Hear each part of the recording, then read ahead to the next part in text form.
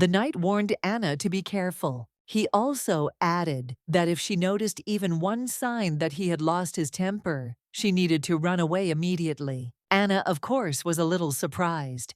She never expected that they would meet again like this. Before her stood the one whom the entire empire simultaneously loved and hated, the one with whom she, being an ordinary maid, was unrequitedly in love. It was the second prince, Ivan Orpheus Cadogan. Now he looked too shabby for a man of noble blood. They probably still haven't found Ariadne Manish, and Ariadne are the only love of God. Manish was closer to a deity than to a human. He possessed a special power incomprehensible to ordinary people, but Manish needed his companion, Ariadne. They had to recognize each other immediately, and a fateful love would blossom between them. For Manish, who could not live without Ariadne, love became both a blessing and a curse. But Anna was sure of one thing. Whoever she was, she could not become his companion. She is just one of many candidates for the role of Ariadne. Anna realized long ago that she could never be truly special to him.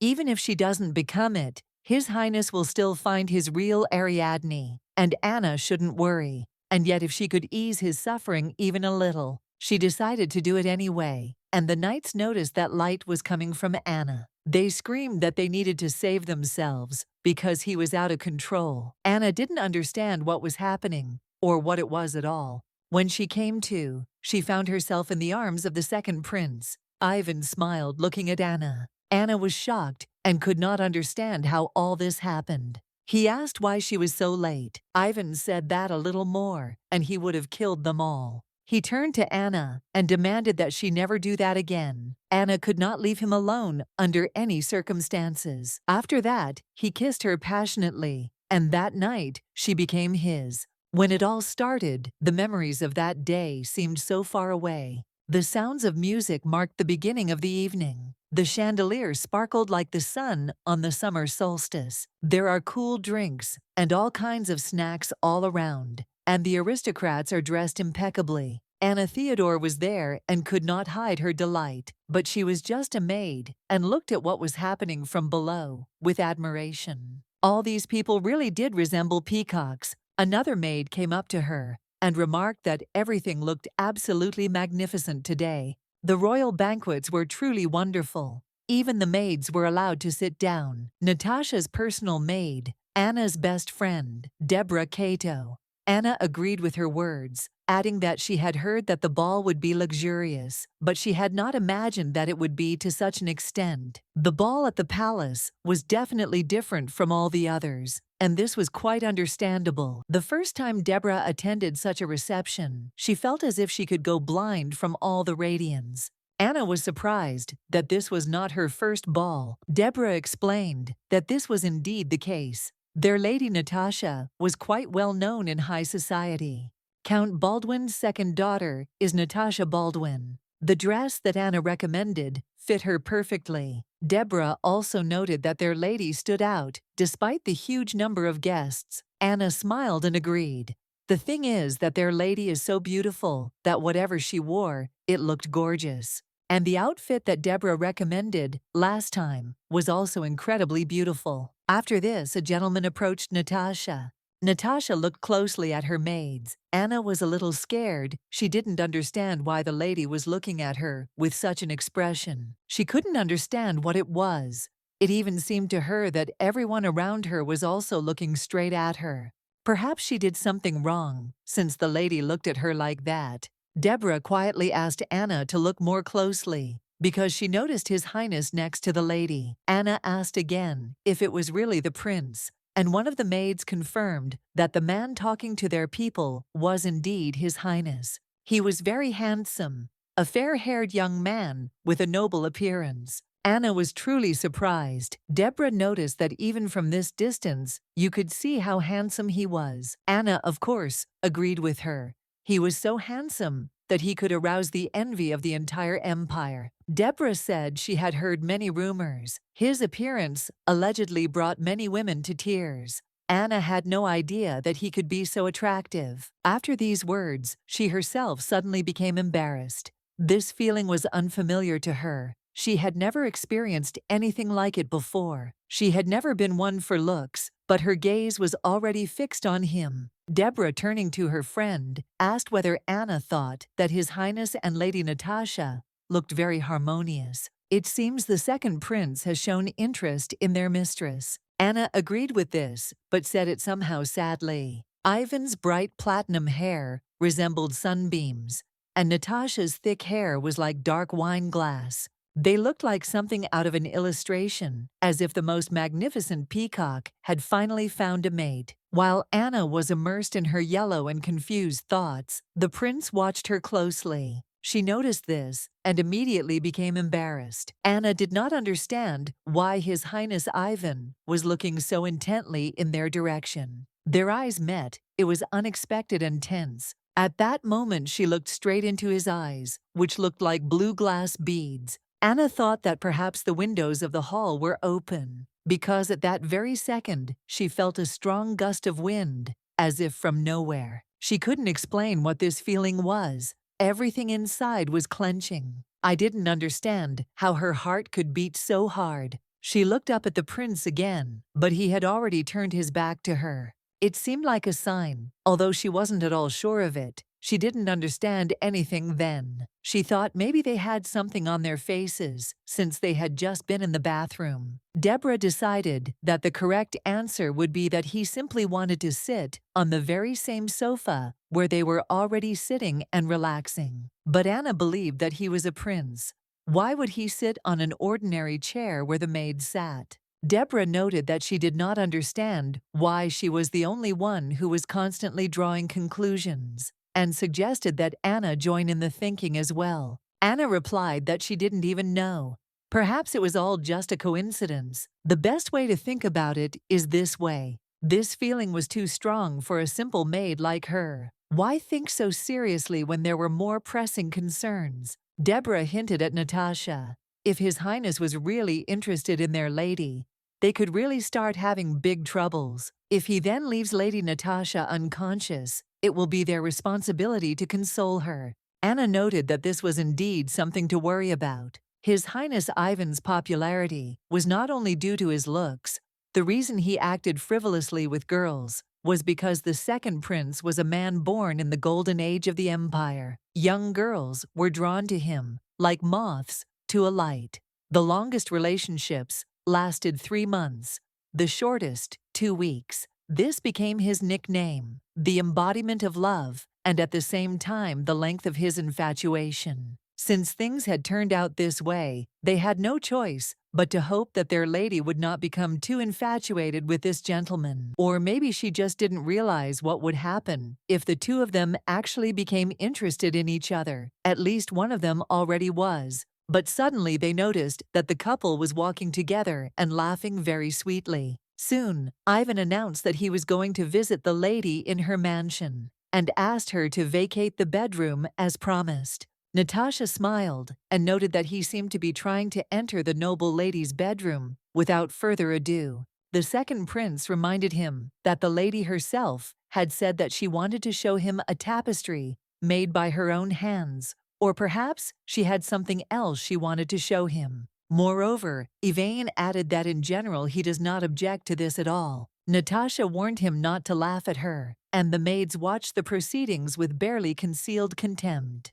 The servants began to worry. These two looked like real lovers, even if it was all just a game. Moreover, the consequences of the storm created by these high-born persons will have to be cleaned up by them, the servants. Ivan promised that he would send a letter and hoped that she would respond to his invitation. Natasha asked how she could decline the prince's invitation, and he said that she had every right to refuse. He just hopes that her heart will make a choice, not under pressure, but based on true feelings. Anna wondered if all womanizers were really that shameless. Obviously, there was hardly anyone who could resist his charm. This appearance is really very attractive. Suddenly, he looked out the window. There with Natasha sat the maid Annie. She noticed that she caught his gaze again, and then Ivan said that he would just wait for Natasha. Natasha promised that she would wait for his letter. Anna couldn't understand how he could shine so openly on his face. The moment he looked into the carriage, she couldn't take her eyes off him. Natasha told the maids that he complimented her dress. She meant that His Highness remarked that she had a very capable maid. Then Anna decided that this was the very reason why he looked at her like that. She said she was forgiven, but the reason the dress looked so beautiful was solely because of my lady's beauty. Natasha, of course, agreed and added that everything was exactly like that. In fact, there was no exaggeration here. Anna Theodore, a candidate for maid, recommended by Deborah. She was smart, so the mistress was sure that the girl would be obedient and would work to please her. So the lady thought this girl was good enough to keep. It was interesting to see how smart she was. The lady asked if this did not seem unfair, since both she and her daughter's maid were commoners. But unlike the maid, Natasha lives a completely different life, only because she has a different father. Natasha Baldwin. She was only half an aristocrat. Her birth mother had become a countess solely because of her beauty. Natasha inherited two things from her. The first was her dazzling appearance, and the second was her low birth. She knew her weakness better than anyone. Natasha always asked this question before choosing her personal maid. One could say that the answer to it was decisive. Either they would fire her or promote her to a personal maid, and the maid had to answer correctly. She said she didn't think so, and the lady asked why. The maid replied that a lady was a lady, and Anna was just a maid. It was the same answer as her previous maid. The mistress had hoped to hear something more original, but she only added that she was happy with what she had, and perhaps others would not understand her. But she is happy with the life she has. Feeding her niece to her fill and lying down in a warm bed with her is all she wants. She doesn't want to compare herself to other people and thereby destroy the happiness she already has. She's not going to do something so stupid. The lady noticed that the maid seemed to say that her niece was 8 years old. Anna confirmed, saying that this was indeed the case. The girl turned 8 last month. After that, there was silence in the room. The lady said that from tomorrow Anna can come to her room. When Anna returned home, she saw a light from her room. She immediately realized that her niece was not sleeping at such a late hour. She quickly walked into the room and approached Phoebe.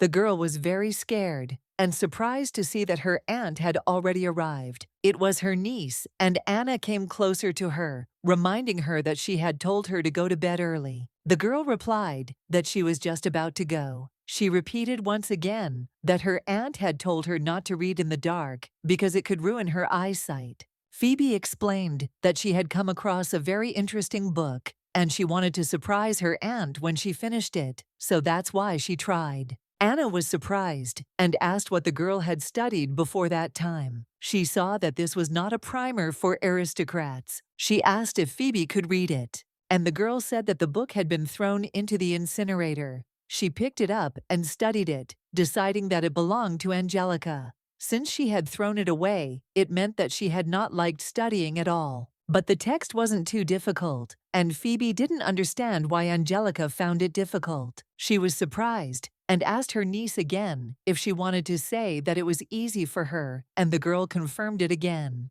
Anna was shocked. This was a real problem. Of course she knew Phoebe was smart, but if Angelica found out about it, it could be a disaster. Angelique would start screaming that a maid's niece couldn't claim to want to study like an aristocrat. After all, that was only available to those who were born into such circles. Anna was sure that was exactly what she would do. She would express all her anger and take it out on Phoebe, and the girl could get seriously hurt. So Anna approached her and asked her to promise something. Phoebe was surprised at first. Anna said she was proud of her because she was really smart, but wherever she was, especially next to Lady Angelica, it was absolutely impossible to say that she knew the language of aristocrats. The girl did not understand why, and Anna tried to explain that the lady might envy her. Phoebe replied that she would just hold back even if it was hard for her. After all, she was smarter than that. Auntie said that it was precisely because she was smart that she had to keep it a secret. They sealed this promise with their little fingers.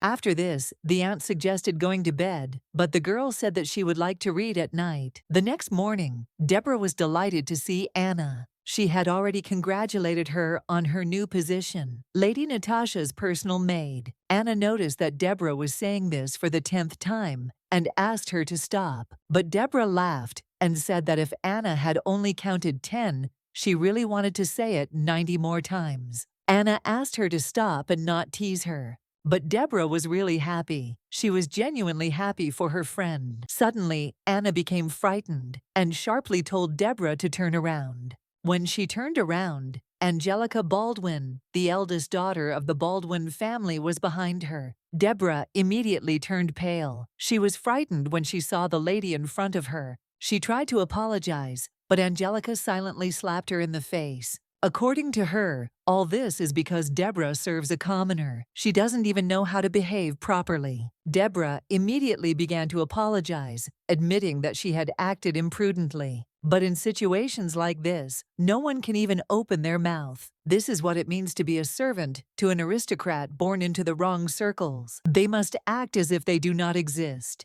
Be a shadow that no one notices. Even if a close colleague gets reprimanded or criticized by the mistress, they can only watch silently. It is a kind of privilege to speak, to act, to object.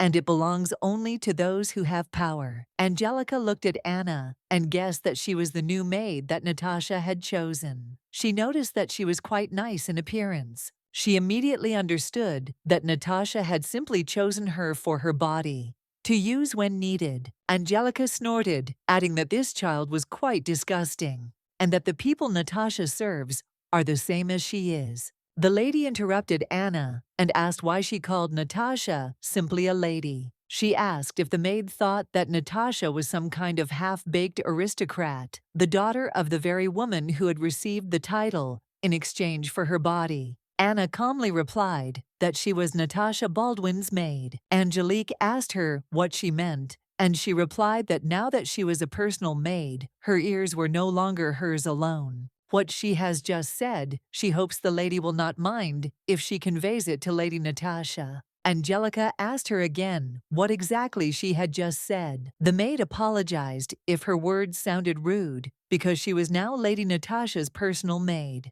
and at the same time, the maid of this mansion. So she decided to first find out Angelica's opinion, so as not to cause unnecessary concern. After this, Angelica turned to her personal maid, Mary. She told Mary to bring the whip that her father had purchased the day before. Someone tried to tell her something, but Angelica cut them off abruptly, ordering them to bring a whip immediately. Mary said she would go get him right away. Angelica noted that Natasha must be heartbroken. The maid Natasha chose yesterday will disappear today.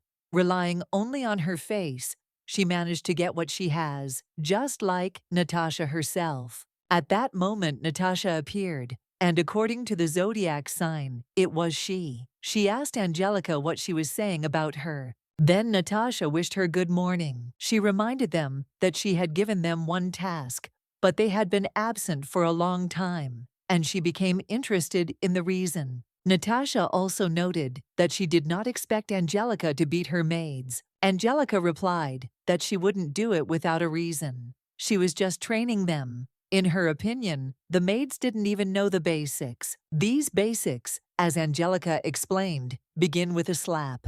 After these words, Natasha smiled. Angelica added that if Natasha did not want to be like her mother, she should train her servants in time. Natasha asked what she wanted to say about her mother. She noted that everyone knew that her mother was a very intelligent woman. Angelica smiled and told Natasha not to try to convince her that she was not proud of her mother. This is no good. Whatever the method, this woman passed on a lot to Natasha. Natasha confirmed that this is true. She is truly grateful to her mother, especially when she communicates with her sister. One day, one lady noticed that it was immediately obvious that Lady Natasha and Lady Angelica had different mothers. Angelica, of course, agreed. Her mother, unlike Natasha's mother, had a great history. Natasha noted that she had heard that she and her sister were different from head to toe, especially in mental abilities. Angelica became very angry at such words and began to demand an explanation. Natasha said that she is often asked how her sister managed not to know even the basic spelling of the language of the kingdom of Ithila. In her place, Natasha, as she added, would have tried at least for the sake of shame. After all, saying that her sister is so stupid is already too serious. Angelica screamed that Natasha was behaving like a child and that it was impossible to deal with her. She decided that her sister would pay for it. Anna felt relieved. It was good that Natasha's people arrived on time. And so, the morning incident ended. Deborah had to write a request for a short leave, as Lady Natasha had recommended. Therefore, Anna had to take on the duty of serving her mistress in the garden of the imperial palace. The main thing is that everything is okay with her friend. Another maid came up to Anna and said that she was absolutely amazing today. She noted that Anna stood up to Lady Angelica so confidently, even though she could have fired her. It was Anna's colleague, Anna, only replied that she hadn't done anything special. She had simply told the truth. But Annie was absolutely delighted. She emphasized that it was still great and admitted that she was happy to see it. Anna was a little embarrassed. Of course, she could have been fired, but she simply had no other choice. When she came face to face with Lady Angelica, then she noticed that Natasha was watching the whole situation from the window. Even if she were to be flogged, it would show her loyalty to her mistress and help her keep her position as a personal maid. It would prove that she would always be on Lady Natasha's side. After all, her goal was to become Natasha's personal maid in order to travel with her after marriage. At least that would have made things more comfortable for Phoebe. Of course, she still wanted to avenge Deborah. Anna asked Annie if she had seen Prince Ivan before, and she said that today was the first time, and he was truly beautiful like a god. She admitted that she was glad that she had been chosen instead of Deborah. Anna noted that he was indeed a handsome man, and added that he and Lady Natasha looked very cute. They really are perfect for each other. It would be good if His Highness were more sincere with the ladies. Anna would probably want this too. Maybe then she could stay and serve in the imperial palace. Natasha thought that His Highness really liked her maid. The lady noticed that Ivan continued to glance at her. The gentleman said he just wanted to pay a compliment. After all, Natasha looked beautiful today when Anna dressed her up. Dressing up like that, just for a walk in the garden. She could have nymphs.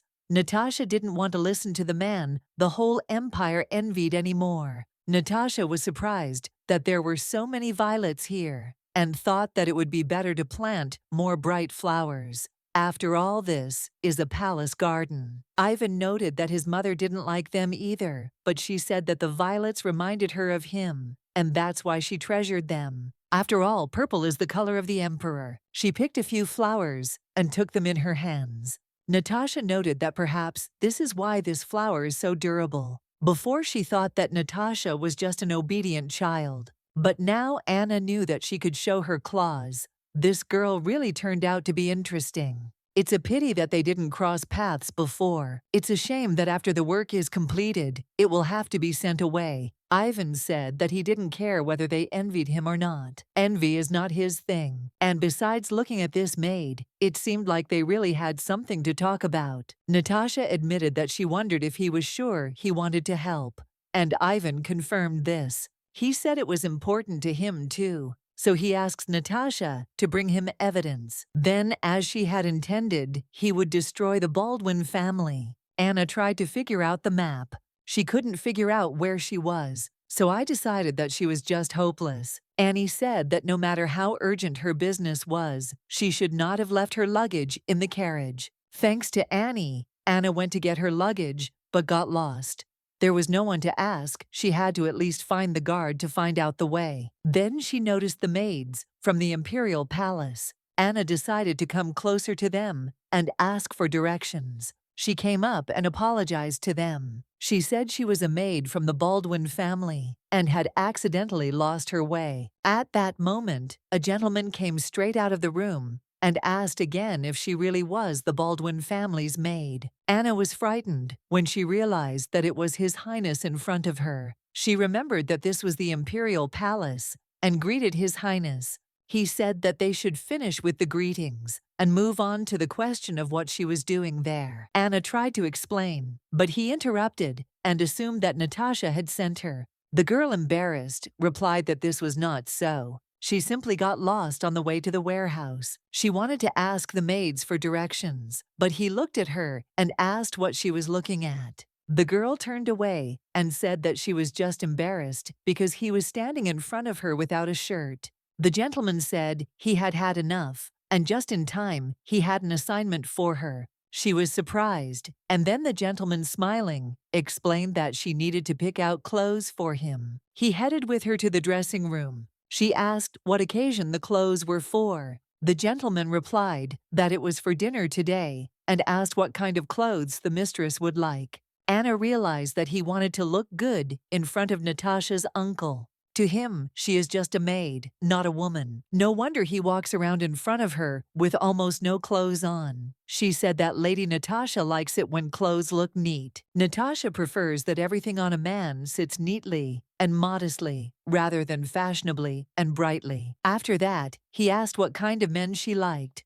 and the maid replied that she also preferred neatly dressed ones. Then the gentleman asked what clothes he should wear. The maid, after thinking for a moment, replied that in his place, she would have chosen several options. When he got dressed, he asked if it didn't look too simple and uninteresting. But the maid thought the outfit was perfect. He asked her again if she really thought so, and the girl was absolutely delighted. Anna thought that Ivan just didn't like this outfit, that's all. Addressing him by his patronymic, she added that if the image seemed boring to him, it could easily be changed. Anna carefully took the brooch from him and suggested that he attach this one as well. The prince leaned forward slightly so that she could secure the decoration. He looked at Anna with his greedy, almost hungry eyes, and it made her head spin. She tried her best not to look up, only said that everything was ready, and the gentleman looked at himself in the mirror with pleasure. He was very grateful to her and admitted that the work had indeed turned out well. Anna bowed, saying that it was a great honor for her. Then Ivan remarked that it would be good if the palace had a maid like her.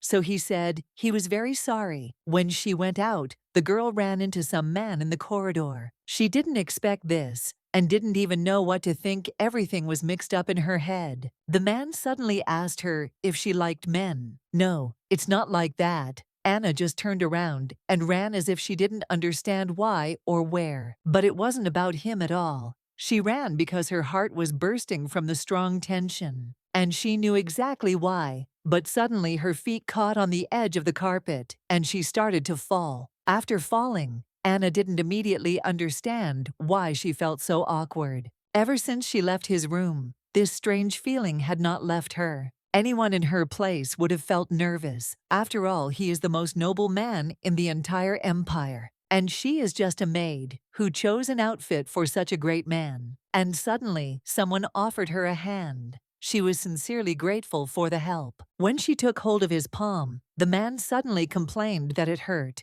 Anna was surprised, and he asked with concern if she was really crying. He decided that she was injured and asked if she was okay. Anna thought he might be from the kingdom of Athila. Then she realized that he was talking about the wound because he spoke with a noticeable accent. She hastened to assure him that everything was fine and thanked him for his concern. The man insisted that he had to cure her, but Anna refused, explaining that it was nothing serious, just trifles. She had already wasted too much time, and Lady Natasha was most likely waiting for her. The guy muttered something about his room, and Anna decided that he wanted to treat her there. She thanked him politely, but said that she really had to go.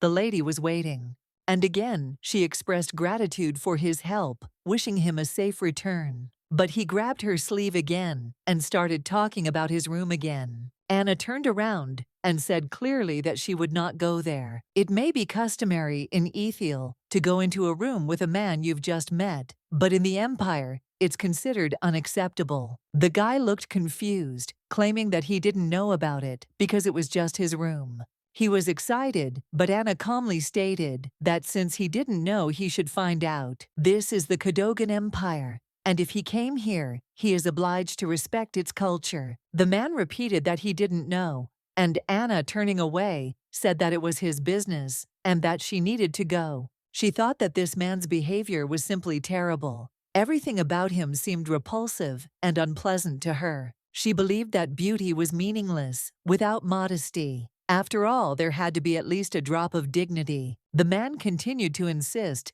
that he knew nothing. He said that the room was not his, and that he himself did not understand where he was. Anna finally found that very book about Ariadne and Manish. She searched for a long time, but finally came across it in the far row. A memory came to mind of her asking her niece if she had a book in the language of the nobility lying around. It was the same book that Phoebe had read before, and there was nothing wrong with that. Anna just wanted to know what her relative was reading. The book said that God felt unbearably lonely and created a being so that at least someone would be near him. This was Manish. God bestowed his power upon Manish, blessing him with it and making him almost equal to himself. Entire nations were created for Manish so that he would not feel alone. But Manish, relying on the power of God and his mercy, became more and more arrogant, not noticing how he was losing himself. One of the gifts bestowed upon Manish by God was disappearance, a terrible and powerful blessing. His words could destroy and erase anything he wished. Anything or being would disappear forever. Manish enjoyed this gift, using it with special pleasure, as if he were playing with the world as with a toy. Manish, in his selfish desire, destroyed many lives, and with each passing year, his actions became more destructive. When the god looked back on his fate, he realized that this being who loved himself so much was in fact doomed. His first human being was known to everyone, loved by everyone, but Manish could not love anyone. His loneliness was his punishment, and it was his fault. He knew that he himself was the cause of his emptiness. It was only when Ariadne gave him her love that Manish felt that it was a blessing sent to him from above.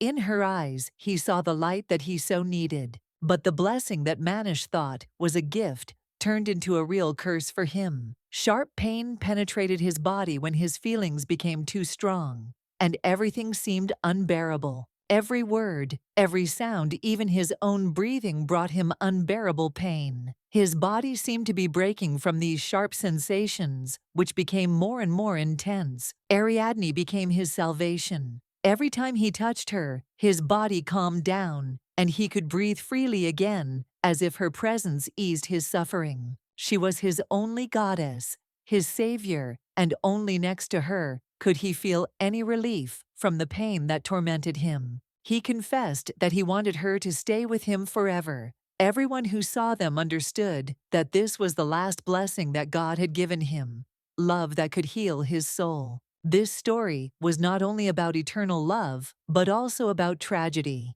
Too cruel for children to talk about, it was not just a fairy tale, but a reality full of pain and fear. Ariadne didn't believe that Manish would ever appear in her life again, especially not in the next 70 years. But suddenly she heard screams as the girl asked her brother if he understood how much this girl had insulted him. Anna heard a familiar voice. It was Angelica. Her brother always asked his sister to be quiet because someone from the house could hear their conversations and interfere. Angelica wasn't worried. She said loudly that her words weren't threatening, and if anyone wanted to listen, let them listen. She didn't say anything like that. Lady Angelica and young Master Percival discussed her behavior. Angelica believed that she had long been misunderstood and might be thought to be eavesdropping. Angelica answered her brother that her words had raised questions more than once, and that the young man with whom she was now arguing simply did not understand his situation. Her brother advised her to drop the subject because very soon her problems would become unimportant. She would soon leave home anyway. His words sounded like a death sentence. Angelica, not hiding her displeasure, asked where she was going and who would throw her out. Her brother confirmed that yes, she would indeed be thrown out, and that day was not far off. It was Phoebe's birthday, and the atmosphere was full of celebration. All attention was focused on the girl who was enjoying her congratulations. The guests came and congratulated Phoebe on her special day. Everyone who was present was happy for the girl, with all their hearts wishing her happiness and good luck in the future. Since it was her day, Phoebe was allowed to have 2 pieces of cake. Everything was arranged according to her wishes, and she happily enjoyed the taste of the holiday. Deborah, noticing the expression on her friend's face, asked her what that sad expression was, as if she wanted to upset Phoebe. Anna looked a little lost and thoughtful. Anna apologized and explained that her thoughts were far away. She was thinking about something of her own that had nothing to do with the current moment, and it upset her a little. Deborah thought that Anna was simply tired of work because the workload on her lately had been great. Perhaps this was the reason for her thoughtfulness and fatigue. The woman suggested that Anna stay with her for a while, as there were many empty rooms in the house. This could be a good respite for her friend and would allow her to rest. Anna's husband said that his wife was absolutely right, and that the doors of their home would always be open to her, as a loved one who could always count on them. Anna replied that as soon as Phoebe grew a little older, she would immediately move in with them to be close and support her friend as soon as possible. She needed a little more money to rent a room at a hotel, and she hoped that they could help with this because she did not want to remain in debt. If they found out about all the circumstances, they would definitely provide her with the most comfortable living conditions, which gave her a certain amount of hope. However, she was not ready to use their kindness to her advantage, despite her sincere gratitude, which created a slight tension in their relationship. She did not want to feel like a burden to kind people like them, and so she continued to insist on her independence, although her heart was full of gratitude. Because of this, the guy approached Phoebe, noticing that he had bought her a gift and wanted her to appreciate his gesture, despite his shyness in such matters.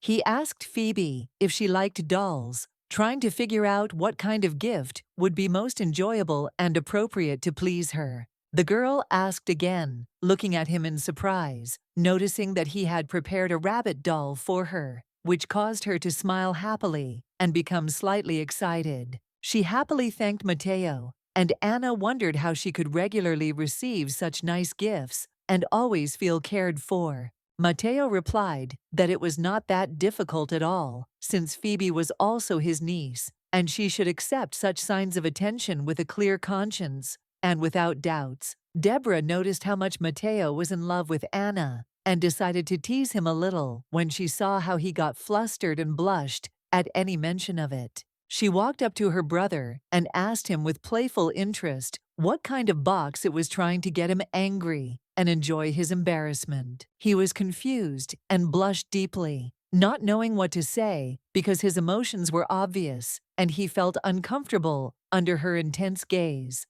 He tried to find the words, but then his sister said with a smile that this was probably also a gift for his niece, teasing him even more and causing him to laugh. The guy was a little surprised when he saw that everyone accepted the situation so easily. He hadn't expected such a turn of events, but in principle, it didn't bother him too much. Deborah smiled and said that it was incredibly sweet, and then suggested that they give the gift to the little girl as soon as possible so that she could enjoy this moment of happiness. He tried to stop them, but it was too late. The gift was given to the girl, and it looked like there was no other way. The baby looked like a real princess, and everyone around could not contain their delight. Her happiness was obvious, and this pleased everyone present. The girl approached Uncle Matteo and expressed her gratitude. She was genuinely touched and felt that his gift was truly important. Matteo was surprised and perhaps even a little confused. His mood worsened slightly because he wanted to give this gift not to the little girl but to Anna. The girl came up to Matteo and told him that she really liked him. She genuinely felt a connection with him, and her words were full of tenderness and admiration. Matteo smiled back and said that he liked her very much too. He noticed that the girl was really beautiful, and her kindness could not help but touch him. As they drove back home, Deborah smiled as she noticed how fun the day had been. The atmosphere was light, and everyone was enjoying the time they had spent. She added that she liked everything too, and said that Anna should come more often. After all, in her opinion, she worries too much and winds herself up. Phoebe was dozing on Anna's shoulders, as if in her own little fairy tale. Suddenly, the girl woke up, and without opening her eyes, asked to be allowed to sleep a little longer. After that, Phoebe in a quiet voice asked if she could whisper something to Anna. Her words were soft like a whisper, and Anna leaned towards her curiously. Anna watched with interest the girl who was so sincere, and suddenly she became interested in the question the girl was going to ask. The girl, a little embarrassed, asked if Anna realized that all the words spoken in her aunt's house actually had no meaning and were just empty talk. She admitted that she liked her aunt more than anything in the world and happily supported her in the fact that her affection for Phoebe was unique and sincere. Anna added with a smile that she also loved Phoebe very much, considering her the most important person in her life, and this was obvious in her tone and look. The girl with shining eyes admitted that she loved Anna and would now be happy to communicate with her in the language of the aristocracy, striving to be at her best. The book that Phoebe was reading so enthusiastically was written in the language of the aristocracy, and perhaps it was the same book that Angelica threw away, not wanting to learn. Anna could not fully understand what the Baldwins were really planning, and this question tormented her more and more because a strange atmosphere of intrigue and omissions hung in the house. Remembering the conversation she had heard between her brother and Angelica, she caught strange hints that Natasha would soon be kicked out, and this was connected with her upcoming plans. Angelica was sure that Benjamin Owen, the second son, was going to marry some common girl, but this seemed unlikely in the eyes of many aristocrats. However, Angelica's brother said that it was not Benjamin Owen who would marry, but she herself would marry his father, which caused everyone's surprise and bewilderment. Lady Natasha had no idea that her life could change dramatically, and no one told her about it directly, which only increased her ignorance. It was necessary to find a way to inform Natasha about what was happening. Otherwise, everything could end very badly for her, and her future could be in jeopardy. Annie, noticing how worried Anna was, quietly approached, and with a worried look, said that despite all her thoughts, this time everything that was happening was not imaginary but real. Anna asked in surprise what exactly they were talking about. Annie, in turn, simply meant His Highness, since there had never been a case when the prince personally visited the mansion. Everything was happening too suddenly, and frankly speaking, Anna herself had not yet realized it. Everything was mixed up in her head because she had not even suspected such a thing. Anna didn't notice, although it was obvious to everyone that he was in love. All the signs were there, but for some reason she couldn't understand it. However, if he really liked her, then it would be logical for him to show up to dinner in his formal attire and not in the one he showed up in. Anna found it strange that he came to dinner in completely different clothes. It made her wonder why he chose such an outfit for such an important event. Anna expressed doubts, saying that she would not be so sure of it. After all, it was His Highness, and she could not claim that he was in love. Annie, of course, agreed with Anna, but then she said that she was going to go to the gardener. It was time to change the central composition in the garden. The work did not wait. Anna decided to finish the work in the living room so that she could help the other maids. Every detail had to be taken into account, especially if something had to be redone. After that, she was going to help the lady with her hair. Today, her plan was to help her choose earrings, especially the beautiful pearl ones that matched perfectly. On the way, Anna met Lady Angelica, who looked rather tense and reserved. She did not expect to meet her now. Anna had not planned to cross paths with Lady Angelique today, especially since Madame was clearly not in the mood. All this created awkwardness in their meeting. After all, today His Highness was supposed to come personally to see the young lady, and the entire atmosphere in the house was tuned precisely to this event. She just had to carefully pass by, but when Anna was already walking, Lady Angelica unexpectedly tripped her. It was a complete surprise. Anna almost fell, but her balance was lost. The girl felt her body begin to fall rapidly, but she managed to hold on. She collapsed along with the spilled water, and everything around became wet. Angelica asked with a slight smile, what to do now in such a situation. The water had spilled completely, and she was not sure whether she would be able to finish the cleaning before His Majesty arrived. Time was running out, and there was a lot of work to do. Then Angelica added that Anna was a connected maid, and she didn't have to do such dirty work. It wasn't her job. After these words, she stepped on the girl's hand and added that those who could not cope would work overtime. Other innocent maids worked for her. Then she wondered why Anna was silent. Maybe she had swallowed her tongue or had already lost respect. This did not leave her indifferent. Or perhaps Anna had finally realized what was happening and how, and now she had to accept her role in it. It was becoming increasingly obvious. Anna looked up, apologized, and at that moment, Angelica, feeling victorious, casually climbed into her leg, feeling more and more confident. It was boring. It was all so mundane that it was hard to imagine anyone paying attention. Just another flash of brilliance. After all, only yesterday she had washed her clothes, and now she had no time for such trifles. Everything was absorbed by more important matters that required a solution. First, she needed to change into clean clothes, and at the same time, take care of her hand, which now hurt a lot from being stepped on. It would be okay. She could still use it. It was unpleasant, but not catastrophic, so she could move on. Angelica didn't hit her or mock her for long. She simply stepped on her hand, and that was enough to emphasize her superiority. Now they had to hurry. Time was running out, and although Anna felt pain, she knew that time was not standing still.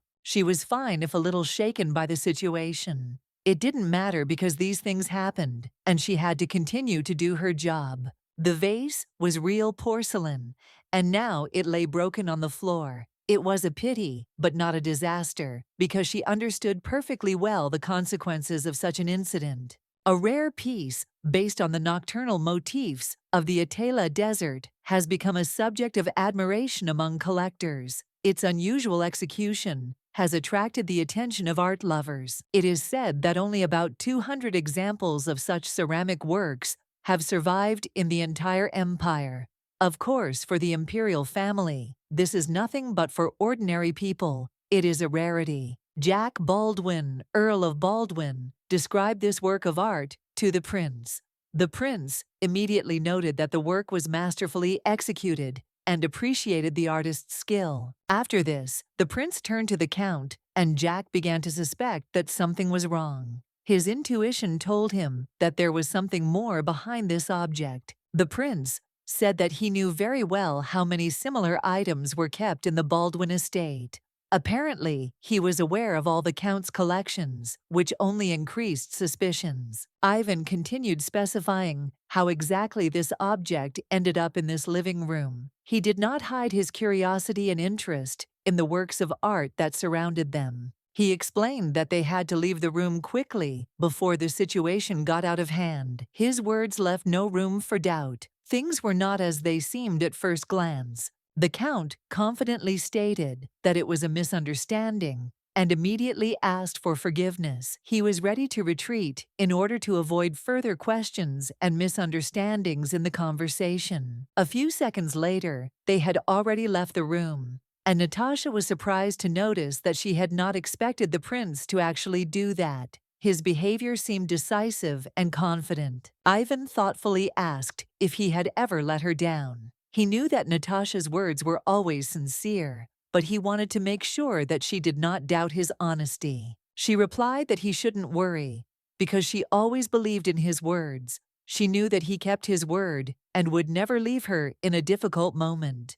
Natasha smiled and said that he shouldn't lie, because she always kept her word too. They were both people of honor, and this gave them confidence that they could rely on each other. She came closer to him, and they embraced. Their gesture was sincere, and in that embrace, one could feel the support and trust they always gave each other. Behind her in her hands was a scroll that she held as if it were an important object. It was something she had decided to hand over, perhaps as a sign of trust or a secret they shared. The prince was sure that he had finally found the proof. This was exactly what he had been looking for so long, and what confirmed his suspicions. The girl let him look at the materials he had found, and she confirmed his thoughts. Everything was correct, as he had expected. As they sat next to each other, the gentleman noted that the situation looked strange. It did not fit into his usual expectations of such events. The lady asked him what exactly he meant. The prince explained that as far as he knew, hallucinogenic drugs were smuggled out of Athila, and Marquis Owen continued on his way. He immediately realized that this was most likely evidence of betrayal by the Marquis of Owen, not the Baldwin. But the lady reminded him that a deal had recently been made between these families. The Baldwin family has signed an exclusive contract with a trading company run by the Marquis of Owen. This agreement could have major consequences. Once the contract comes into effect, it will be strong evidence of involvement in smuggling. Everything will start to fall into place. The prince remarked that if he were in the Marquis's place, he would have chosen a much more advantageous option than the one proposed by the Baldwins. The lady agreed that in the end, it didn't matter. Both families would be destroyed no matter how it ended. She understood that plans could change at any moment, so the girl had to check everything again, so as not to miss a single detail. Natasha assured her that she would definitely check everything. Now there was no reason to worry. Everything was going according to plan. The girl felt that when this was over, her long-time wish would finally come true. This was the moment she had been hoping for so long. When it was all over, a lot would change, and it would be a new beginning for everyone. All that was left was to wait for the ending. The prince noticed that the laundresses were extremely busy. Everything around them was in motion, and every step required attention and speed. Natasha looked at him in surprise and noted that it seemed too early to change the beds. Everything had to happen according to a certain schedule. The prince noticed that he was there and thought it would be a good idea to live up to all the expectations that were placed on maids in such a position. He wanted everything to go perfectly. He noticed how pathetic it all looked, especially considering that the maids were busy cleaning and tidying up, their attention completely absorbed by this process. It was not the most convenient moment. At this time, she could not understand what exactly she should do in such a situation. Everything was new and uncertain for her. Feelings of confusion took over her mind. She didn't know whether she should start drying the lady or start by filling the tub with water. The choice wasn't that obvious, and it was confusing. She was worried because it was her first experience working in such circumstances, and she was afraid of making a mistake. She was nervous because she didn't want to disappoint. Suddenly, the bell rang, and she realized that she had to get the bathroom ready first. That was the first thing she had to do, and she focused on that task. She apologized, but in response, she heard the prince say that it seemed that she had been chosen to carry out these duties. This surprised her a little, but she tried not to show it. The prince looked at her with his bright blue eyes. His gaze was so piercing that she could not help but feel its influence. It was like something invisible, but tangible. The prince greeted her, calling her Natasha's maid. These words were unexpected for her, but she tried to remain calm and politely respond to what was happening. She didn't realize at all that His Highness was still here. She expected him to leave because she always heard that he left the place before the exclusive maid arrived. She remembered that he usually didn't stay long in these places, leaving before his needs could be met by other staff. It was strange and new to her. She replied that she also greeted him, and in response, the prince said that she should pour water as he wanted to wash his hands. The task was clear, and she set about it. Anna realized that she would have to serve the prince first and then move on to other tasks. It became obvious, and she could not retreat from it. Ivan inquired about the state of the room, but the maid did not quite understand what exactly he meant. The question was a mystery to her, and she did not know how to answer.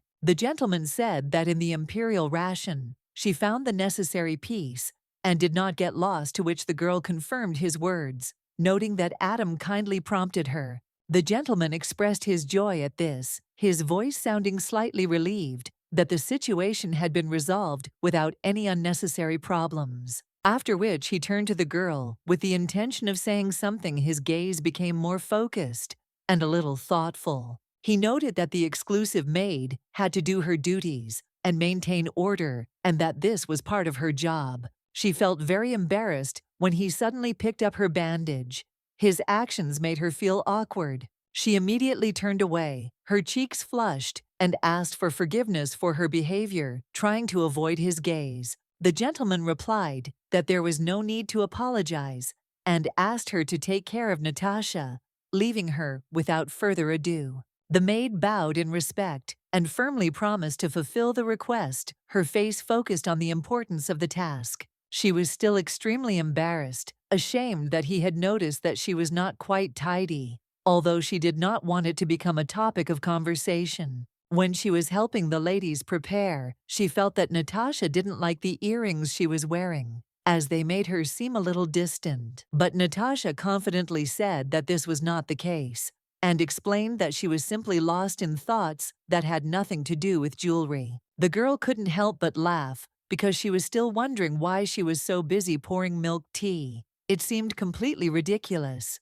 The gentleman noticed that they were both wet and noted that their clothes were very dirty. He thought it would be strange not to notice this, but in his eyes, it was not particularly important. They certainly weren't going to taste them, so despite the oddity, they were confident that no one would notice anything suspicious. Anna felt uneasy, and it was clearly conveyed in her behavior. Fear of the situation made her behave exactly as she could. This attitude was unpleasant, and sometimes even offensive. But despite this, she believed that such behavior was at least no worse than the previous ignoring. Since they were in no hurry to find out the real evidence, Anna decided to turn to the lady and tell her something important that required attention. The lady turned to her and said that she was ready to listen. It was her offer, and she expected Anna to explain what exactly was bothering her. Anna said that while visiting the library at the party, she accidentally overheard a conversation between a young gentleman and a madam, and it really touched her. She knew perfectly well that it was important for the lady, but she couldn't just leave, knowing that what she heard had a direct bearing on her future. Natasha was extremely surprised, but she waited for Anna to continue telling, since this was clearly an important discovery that she needed to hear. Anna carefully began to tell that Marquis Arnold Owen wanted to marry her, and this could not help but plunge Natasha into bewilderment and anxiety. She heard that the Marquis's family was in the jewelry business, and Madame might be seeking this alliance solely to strengthen her position in the business. Natasha was not only shocked by the proposal, but also worried because she heard that they really wanted to marry her off. And it was not only connected with a trade deal. She remembered Ivan's words again, when he said that he would have chosen options much better than the Baldwins if he had been in the Marquis's place. But this was only the result of her sale. The maid noted that she thought it was a good job on her part, expressing gratitude for the work done despite the difficult situation. The girl replied that she was simply doing her duty.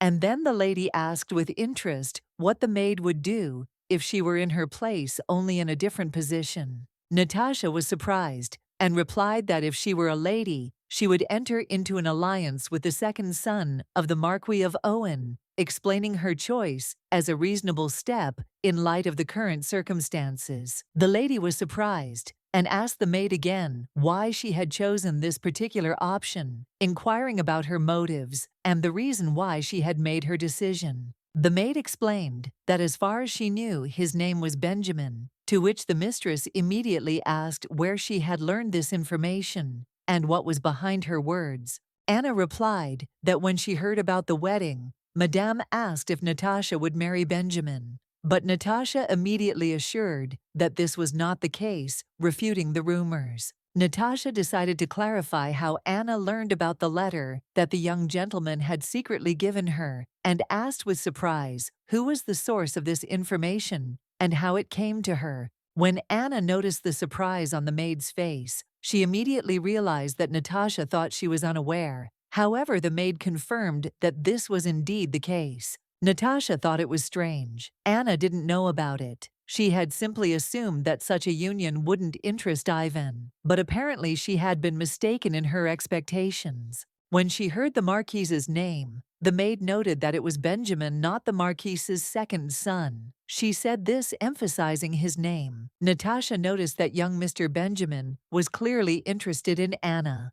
She assumed that he was in love with her, and this could influence the future development of events. The maid thought it would be logical to declare a possible official relationship between them, which would give them greater confidence and support in their intentions. In that case, the Marquise would not have been able to marry a girl who would already have been recognized as his son's mistress, which would have given Anne a certain protection and status. Anna, having listened to the maid's opinion, said that it was only her point of view. She understood that the decision should remain hers and depend on her personal choice. In the end, everything depends on the lady's wishes. Natasha agreed, thinking about what step would be the most successful and correct in the current situation for Anna. She admitted that Benjamin was a good choice, and in terms of the agreement with His Highness, everything was on point. But in the end, she could change her mind, and that had to be taken into account too. As expected, Natasha came to the conclusion that the maid should not be let go under any circumstances. After all, her role in these events is still important, and she will be on the lady's side until the end. Natasha felt that her presence here was unnecessary and thought that she would be much more useful elsewhere, but for now she could only wait patiently. Natasha stood up, deciding they needed to go. Halfway to the door, a memory suddenly struck her, and she added belatedly that she had forgotten something else. Turning to Anna, Natasha noted that she must not forget something important. This month, she was due to receive her well-deserved salary, and she could hardly wait for it. Anna received Natasha's words with pleasure. Her reaction was sincere. She never expected that she would receive her well-deserved reward for her work so soon. The thought flashed through her mind that with this news, she might be able to get into a room much sooner than she thought. She was already making plans. Today, Yvain was in a determined mood and did not want to listen to excuses about the broken watch. He was too busy with other important matters to take it seriously. Natasha was a little surprised when he didn't want to believe her words. However, she was grateful for the opportunity to share the whole truth with her. It was a relief. Deborah, turning to her friend, noted with a smile that she was not worried about the money issue. In her eyes, there was only one concern: Lady Natasha and her well-being. She was happy that they would be able to spend time together without any interruptions. All she could do was enjoy the moment because they could finally talk calmly. Anna, with a touch of irony, noted that the two would have a wonderful time. There was a hint of envy in her words, but she was genuinely happy for them. Natasha, without wasting time, turned to Anna, reminding her that now she needed to hurry. At that moment, the maid approached her, ready to fulfill her duties. Anna was extremely surprised when the lady ordered her to sit in the imperial carriage. It was unexpected, but she decided not to ask unnecessary questions and obeyed. Anna asked Natasha what she was talking about. In response, the lady explained that she simply wanted to go with her. It was her wish, and she did not object in any way. In order to get closer to Benjamin Owen, it was important to prove that the relationship with Ivan Orpheus Cadogan was not serious. This is important for further steps. The task was complicated, but to confirm these words, it was necessary to show that they were not alone, that they did not have close and secret meetings, not so personal. It was for this reason that the maid agreed to sit next to the lady without hesitation, because it was the only way to show that everything between them was not at all serious. The imperial carriage looked so luxurious that even a maid, she thought, could not find herself in such a majestic place. This made her stand out from the ordinary servants. Ivan noticed that they had met the maid Natasha again. She was wearing a different outfit, and this could not help but attract his attention, making him think about what was happening. Natasha bowed to His Highness the Second Prince, as was proper etiquette. There was respect in her gesture, although she did not share any special feelings for Ivan. His status remained important. The gentleman said that they could now set out. He was ready for the journey ahead, and all the necessary preparations had been completed. There was no obstacle to the next step. This was the first time Ivan saw the maid Natasha, not in her usual maid uniform. He paid attention to her style and appearance, trying to understand her choice. He assumed that it was Natasha who chose this outfit, and she confirmed his guess, saying that it was indeed her choice. Her answer sounded confident that the decision was hers. Ivan had to talk to the lady, and so she couldn't understand why he was asking her such things. Her place was on the side, and conversations with her should be limited. Natasha, of course, was not the kind of person who would be offended by a conversation with her lover. However, of course, there was a moment when her patience could be tested. The prince asked if Natasha would like to work at the palace.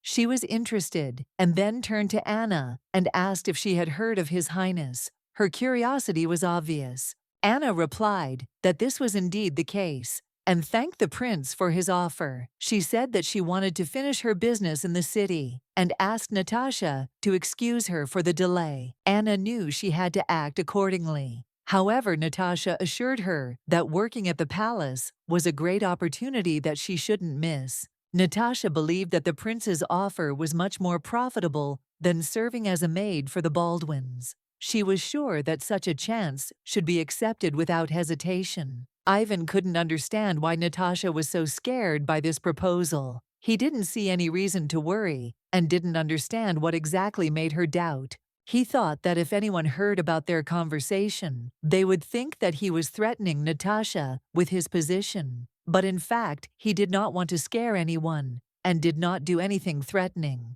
Natasha knew that her behavior might seem strange. She realized that her reputation with others could be perceived as a threat, but in reality she was only expressing her point of view. Even if someone denied it to them, it would still be seen as mere entertainment, nothing more. In their eyes, she was just a servant, and they did not take her seriously. Such moments required special caution from a person. It was better to keep one's mouth shut, not to attract attention to oneself. Otherwise, one could make a mistake by saying too much. Natasha noticed that this was not just a simple ceremony. This event meant the establishment of diplomatic relations, and the presence of the Ethiel royal family was inevitable. The fourth prince would most likely be coming too, and Ivan confirmed this, although he couldn't remember his name exactly. He couldn't remember everyone he had ever met. Ivan thought that, like the entire Ethiel family, the prince's name would end in Zelo. Such features were known among this family, and did not surprise anyone at such meetings. Natasha, noticing his forgetfulness, thought that it would be useful for His Highness to remember the names of princes and other high-profile personalities with whom he had to establish relations.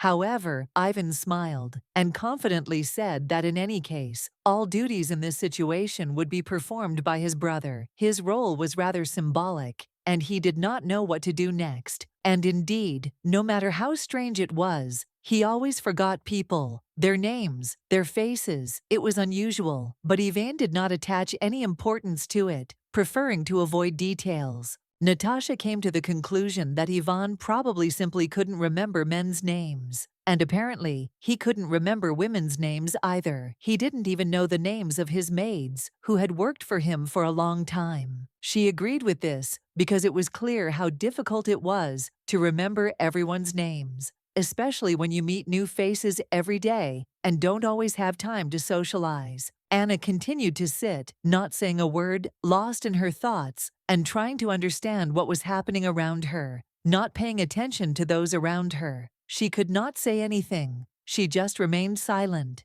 Suddenly, Natasha, turning to the Highness, proposed to make a bet. She proposed a bet on her name and the name of her maid, which surprised everyone in the room. Anna was frightened when she heard this proposal. She could not understand what Natasha meant, and listened tensely as Natasha said that he would soon forget her name. The prince, interested in what was going on, asked what the stake of this bet would be, which only increased the tension in the room. Everyone was watching the situation closely. Natasha replied, with a smile, that if she lost, she would forget about the bet. However, she did not accept the name Anastasia, and this was her condition, which gave the dispute an unusual shade. The gentleman, to everyone's surprise, agreed to the bet, deciding to test his memory and see how this unusual contest would go. The room fell silent. Everyone awaited the outcome. After this, the prince finally decided to ask what the maid's name was in order to get answers to his questions. He tried to understand who was hiding behind this proposal. Anna, a little nervously, introduced herself with her full name, not knowing how the prince would perceive her, and all her thoughts were focused on this moment where her name became an important part of the situation. The prince said with slight surprise that this name was indeed a good one, and even admitted a little that it was easy for him to remember such names. This eased the tension a little. He added that it had been so difficult to get to know this maid that now he was finally able to establish at least some contact. This was not an easy step for him. When she returned home, she felt pain. The shoes she had chosen for the occasion had caused a wound on her foot. It was not a pleasant sensation, and she felt discomfort. Anna had deliberately bought new shoes that matched her outfit perfectly, hoping that they would be comfortable, but unfortunately, the wound became an unpleasant consequence of her choice.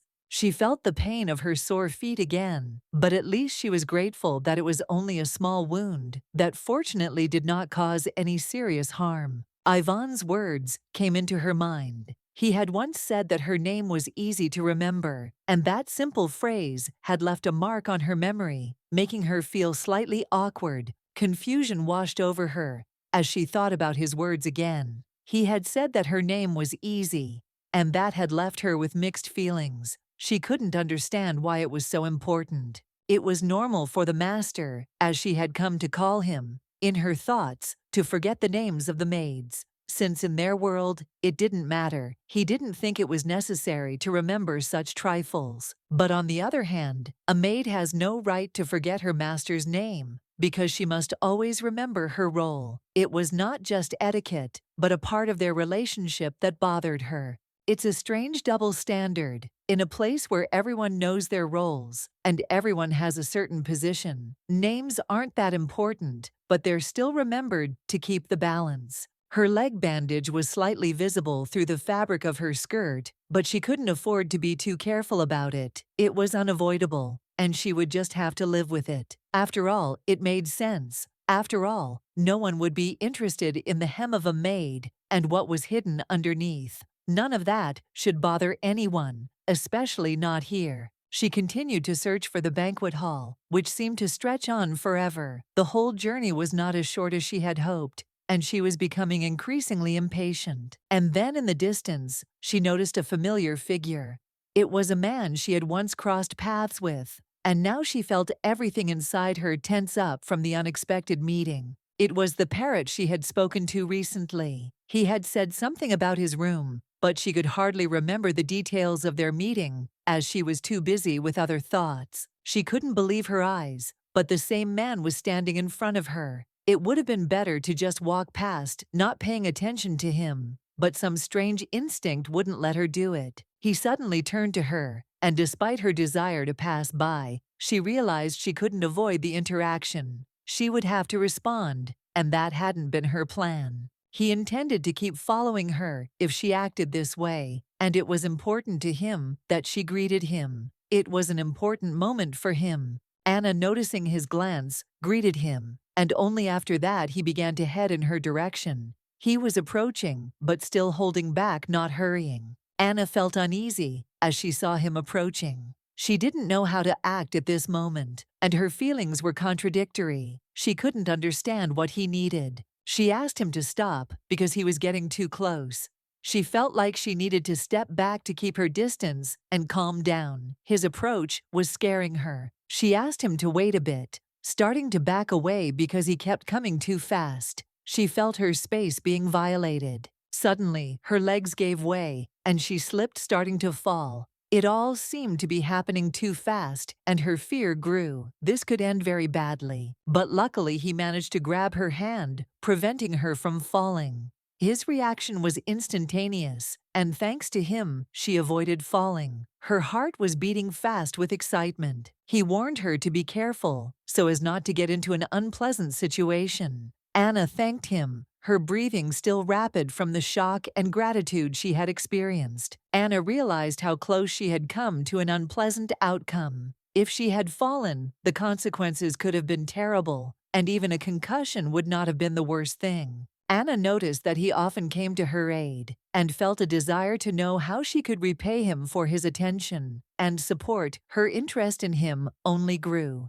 He said something touching her hand, but his words were not quite clear. It seemed that he did not know her language, and this confused her. She could not understand what he meant. The girl was completely confused. She did not understand why he spoke in this way, and it left her at a loss. His words made her think. After that, she remembered that yesterday she had hurt her hand when Mrs. Angelica had stepped on it, and the mark from that blow was still visible on her skin. She felt pain, but she kept herself under control. This mark remained from the moment when Madame caught her, and the guy, seeing the wound, immediately asked for forgiveness. He was worried, sincerely regretted what happened, but she did not feel anger. Anna assumed that the guy wanted to say that he accidentally stepped on her hand and that he did not do it on purpose. He looked embarrassed, and the girl could not understand what he was trying to express. She tried to explain to him that everything was okay and that he shouldn't worry. She understood that he was trying to help, and she didn't feel offended despite the pain she felt from what happened. The guy started saying something about the escort, but she couldn't figure out what exactly he was trying to say. His words sounded a little confusing, and she couldn't understand the gist of his phrase. The girl explained to him that she was not an escort, but simply a maid. He looked very agitated, and looking at his expression, Anna could not understand what exactly was happening to him. Anna thought he was trying to say that he was an escort, but she had a hard time being sure what this guy meant. His behavior was unusual and confusing. After some thought, Anna decided that perhaps he really was accompanying the delegation from Atina. As she had thought, she felt the conversation beginning to clear up, but she still remained unsure. She was pleased to meet him and introduced herself, Anna Theodore, a servant to the lady of the Baldwin family. As she greeted him, she tried to appear confident, despite all the uncertainties that had surrounded this conversation. The man seemed to introduce himself as Arcangelo von Athila, pronouncing it with such confidence that there was no doubt as to the truth of his words. Anna was surprised to hear the name Athila. It was unusual and somewhat intriguing, since she believed that only members of royal or imperial families could bear such names. She wondered why this particular name had caught her attention so much. After all, she had always thought that such names could only be used by noble and high-ranking families. The girl remembered the words of her niece, who once explained that in aristocratic language, the word order differs from the traditional one, which could be connected with this incident. Phoebe had said that von meant of in the Athila language, and Anna now realized that this man was introducing himself as someone who came from Athila itself. She was grateful that he had told her his last name so openly, and replied with a smile that he could simply address her as Anna without any titles or complications. The man remained silent, and Anna, feeling unsure, began to think that perhaps she was in too much of a hurry and speaking too quickly, not giving him time to react. Then she decided to say her name again, slowly, hoping that it would help him remember it easier. But he still called her Anno, which confused the girl a little. She gently corrected him again, saying that her name was indeed Anna. At that moment, the girl noticed a slight embarrassment appear on the man's face. A few minutes later, he was finally able to pronounce her name correctly, and Anna, smiling, told him that he had finally succeeded, praising him for it. A lot of time passed during this casual conversation, and Anna did not even notice how quickly the minutes flew by, absorbed in their communication and internal thoughts. It was already late, and Anna realized that it was time for her to join everyone in the banquet hall, so as not to be late and not leave her companions waiting. Anna told the boy that she had some business to finish, and after thanking Mr. Arcangelo, she was about to leave. It was clear that she was in a hurry, and her gratitude sounded sincere. But suddenly he grabbed her sleeve again, asking her to stop.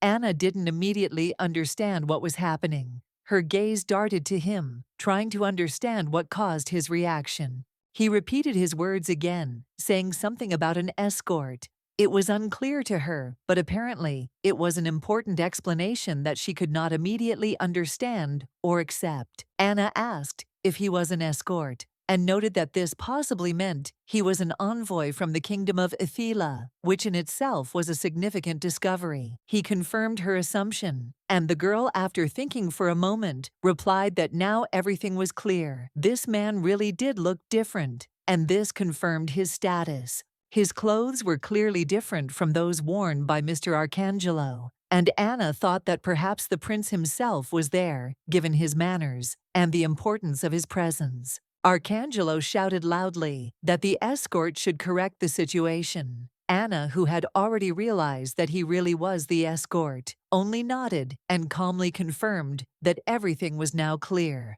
Anna thought that he was perhaps too proud of his mission, since he repeated the same thing so often. Apparently his role was important to him, and he wanted to emphasize it. The delegation clearly belonged to at least the middle class. This was clear from their behavior and manner of communication. Anna gave the order to the attendant to take care of the prince.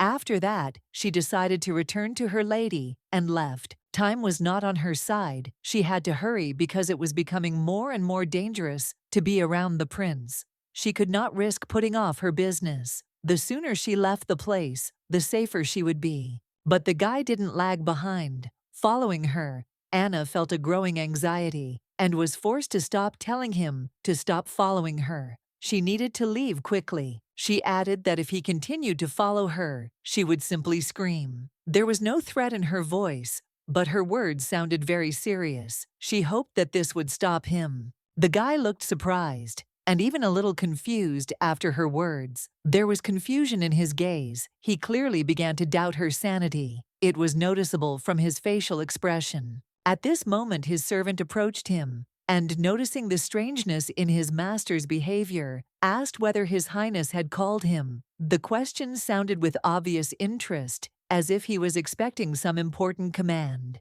His Highness, after a moment's thought, said Anna Theodore's name. His voice was calm, but there was a hint of concern in it. He clearly couldn't understand why this woman had made such an impression on him. The boy couldn't understand what His Highness was talking about. He knew that Anna was something important to the Baldwins, but why exactly she attracted his attention, he couldn't figure out. He continued to be perplexed. Arcangelo von Atala, the fourth prince of Atala, was a man accustomed to special attention, but his curiosity about Anna was something new and strange. His thoughts were still preoccupied with her personality. Anna's friend, seeing her return from the banquet, reminded her that she would need to take her medicine as soon as they returned. Anna nodded, knowing that this requirement was important for her health and well-being. Deborah noted that she needed to make sure of this. Otherwise, she risked forgetting, as she always lost the thread of a conversation if she didn't write it down. This seemed important to her. Anna replied that she would definitely do it. She also asked how things were with her friend, because everything that concerned Deborah always worried her. Deborah pointed out that Anna should pay attention to the middle of the room. Something unusual was happening there that had caught their attention. It was important to notice all the details. In the center of the hall, no one noticed the presence of the prince, Mrs. Natasha, and one other person, which caused some confusion in both of them. It was strange. Anna couldn't understand who this man was. She hadn't seen him before, and this immediately intrigued her. She became curious about what family he was from, who he was. Deborah wasted no time in informing him that it was His Highness the Crown Prince. Anna was shocked to hear this, and only looked at him in surprise. Anna noticed that the prince was not at all like the second prince, and this emphasized his uniqueness. He was very different, and it could not help but catch the eye. If His Highness was an example of a worthy heir, then Prince Ivan was the embodiment of a mischievous angel, which left no one in the hall indifferent. Ivan behaved in such a way that it was impossible not to notice him. He was in plain sight. His behavior attracted attention. He was the very embodiment of charm. But until that moment, Anna thought that Prince Ivan overshadowed the crown prince himself, standing out with his bright personality and charisma. She gently pointed out that perhaps she shouldn't say that, although her own opinion was similar, her thoughts often overlapped with Deborah's. Prince Ivan had something special that made him inconspicuous. It attracted attention, and it is not surprising that he could not remember even the names of his maids. It was hard for him to remember everyone who came up to him. The people around him changed so quickly. It was a part of his life to which he was accustomed. Anna heard the lady calling her and immediately knew that something was wrong. She immediately felt that her attention needed to be switched to something important. Approaching the lady, she asked Mrs. Natasha if she had called her and her friend, because Anna could not imagine what exactly had caused her call. Natasha replied that she needed to get a shawl from the carriage. It seemed like a simple errand, but Anna realized that there was more to it. Natasha also noted that Anna probably saw a man in a gray suit on the second-floor terrace, which added to her curiosity. It was Benjamin Owen, the Marquis's son. His appearance in this house was always connected with something important, and now the maid had to secretly pass him a note so as not to attract attention. Anna, despite all her concern, assured the maid that she could trust her. She was ready to help because she understood the importance of this action for the future of her lady and decided to trust her. The maid, with a thrill in her chest, knew that she had to do this for the sake of her lady's future. It was not easy, but she knew that she could not do without her help, and she carried out the task with determination. At the bottom of the stairs, just around the corner, the unknown awaited her. The maid felt a little afraid, but she knew she had to do her job. She had already taken a step and was moving forward. If the maid went up the stairs in the hall, she would certainly be noticed. She was too careful, knowing that every step she took could attract attention, and this could disrupt the plans of the entire operation. As she passed by, a knife was thrown towards her. It was a stranger, and she did not have time to react. The knife only slightly grazed her, but this was already a harbinger of danger. The knife almost caused her serious harm, but the girl still felt horror. The noble maid, accustomed to difficult situations, could not calmly accept what had happened. She was in a panic, especially when a stranger appeared next to her. She couldn't understand what was happening, and her heart was pounding with fear when he came too close. The man knocked her down and asked her curiously where she had learned this information. It was too important a question, and she could be in great danger if she revealed the truth. The girl did not understand at all what was happening, and the stranger continued to assure her that she should not make excuses. He stated that the chance that brought her here was not an excuse. They found a note in her hands, and now they asked her what it was. The question was direct and decisive, without a hint of understanding or compassion. Several more people came out of the crowd and began to ask if she had fallen asleep there, or if there was some other reason she was in this place. The questions poured out one after another. The stranger standing next to the girl claimed that she had no weapon, and in general, it was obvious that she was not trained in fencing. All this only complicated the situation and the questions. The girl thought she was just a maid who was supposed to deliver a note. It was a letter from Natasha Baldwin, addressed to Mr. Benjamin, and she did not understand why everything was so confused. At that moment, a man came out of the crowd and immediately realized that this letter was for his son. He asked to return it without delay. The man was Arnold Owen Marquis. He took the letter with anger and determination, giving no explanation and not hiding his rage. He was furious and could not understand how the Count could so underestimate his control over his daughter. All this irritated him greatly, and he did not know how to react. Only 2 weeks had passed since the Count had promised his daughter.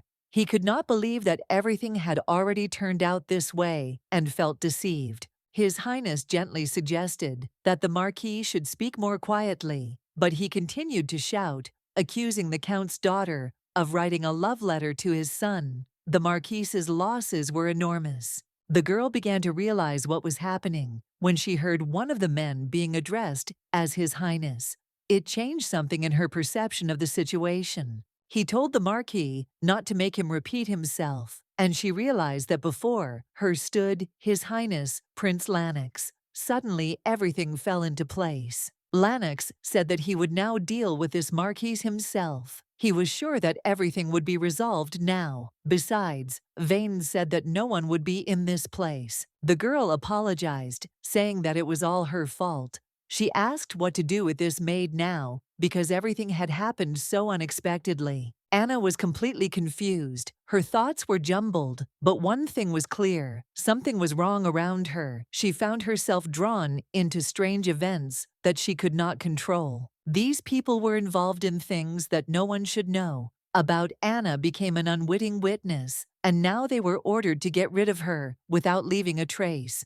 The realization hit her that she could die right here, that her life could end like this. It was horrible and incomprehensible.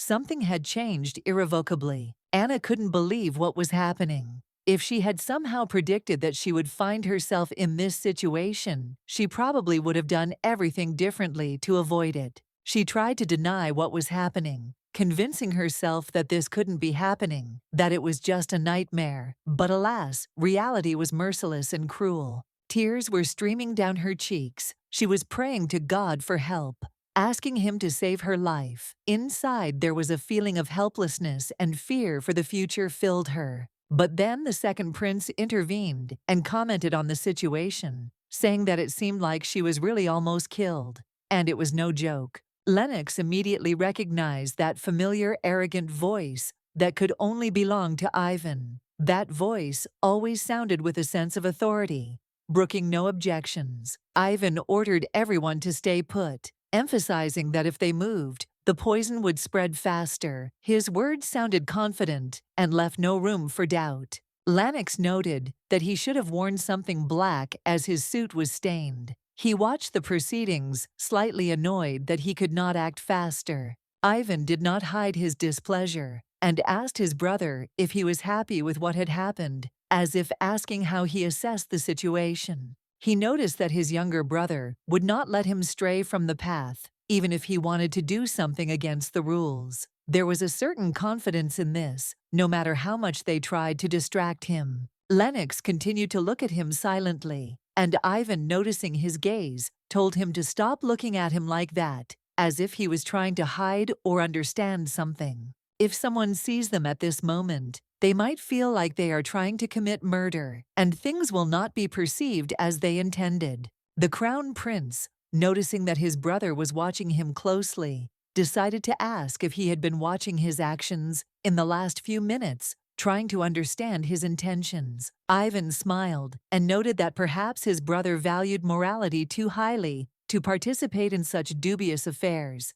His beloved's maid disappeared into the darkness and did not return for a long time. He had already begun to think that the maid might have joined some secret meeting or just gone for a walk, but these thoughts did not give him peace, and he decided to figure it out. Lennox asked his brother again if he cared about the fate of his mistress's maid, for it must have been important to him, although Ivan showed no particular interest. The gentleman replied that of course he was not indifferent to everything that concerned his loved ones. He was a sensitive and attentive partner who cared for those he loved. But at the same time, he emphasized that he is also a generous brother who is able to turn a blind eye to the possible misdeeds of his elder brother, because his kindness has no limits. Lennox just shrugged, not understanding what his brother meant. He was confused, but he didn't argue, realizing that it all sounded more like ulterior motives. He had spoken with Marquis Owen about business and their trading relations, but the situation with the missing maid had been troubling him, as it was clearly connected to something more. They simply wanted to intimidate this maid, but Ivan intervened,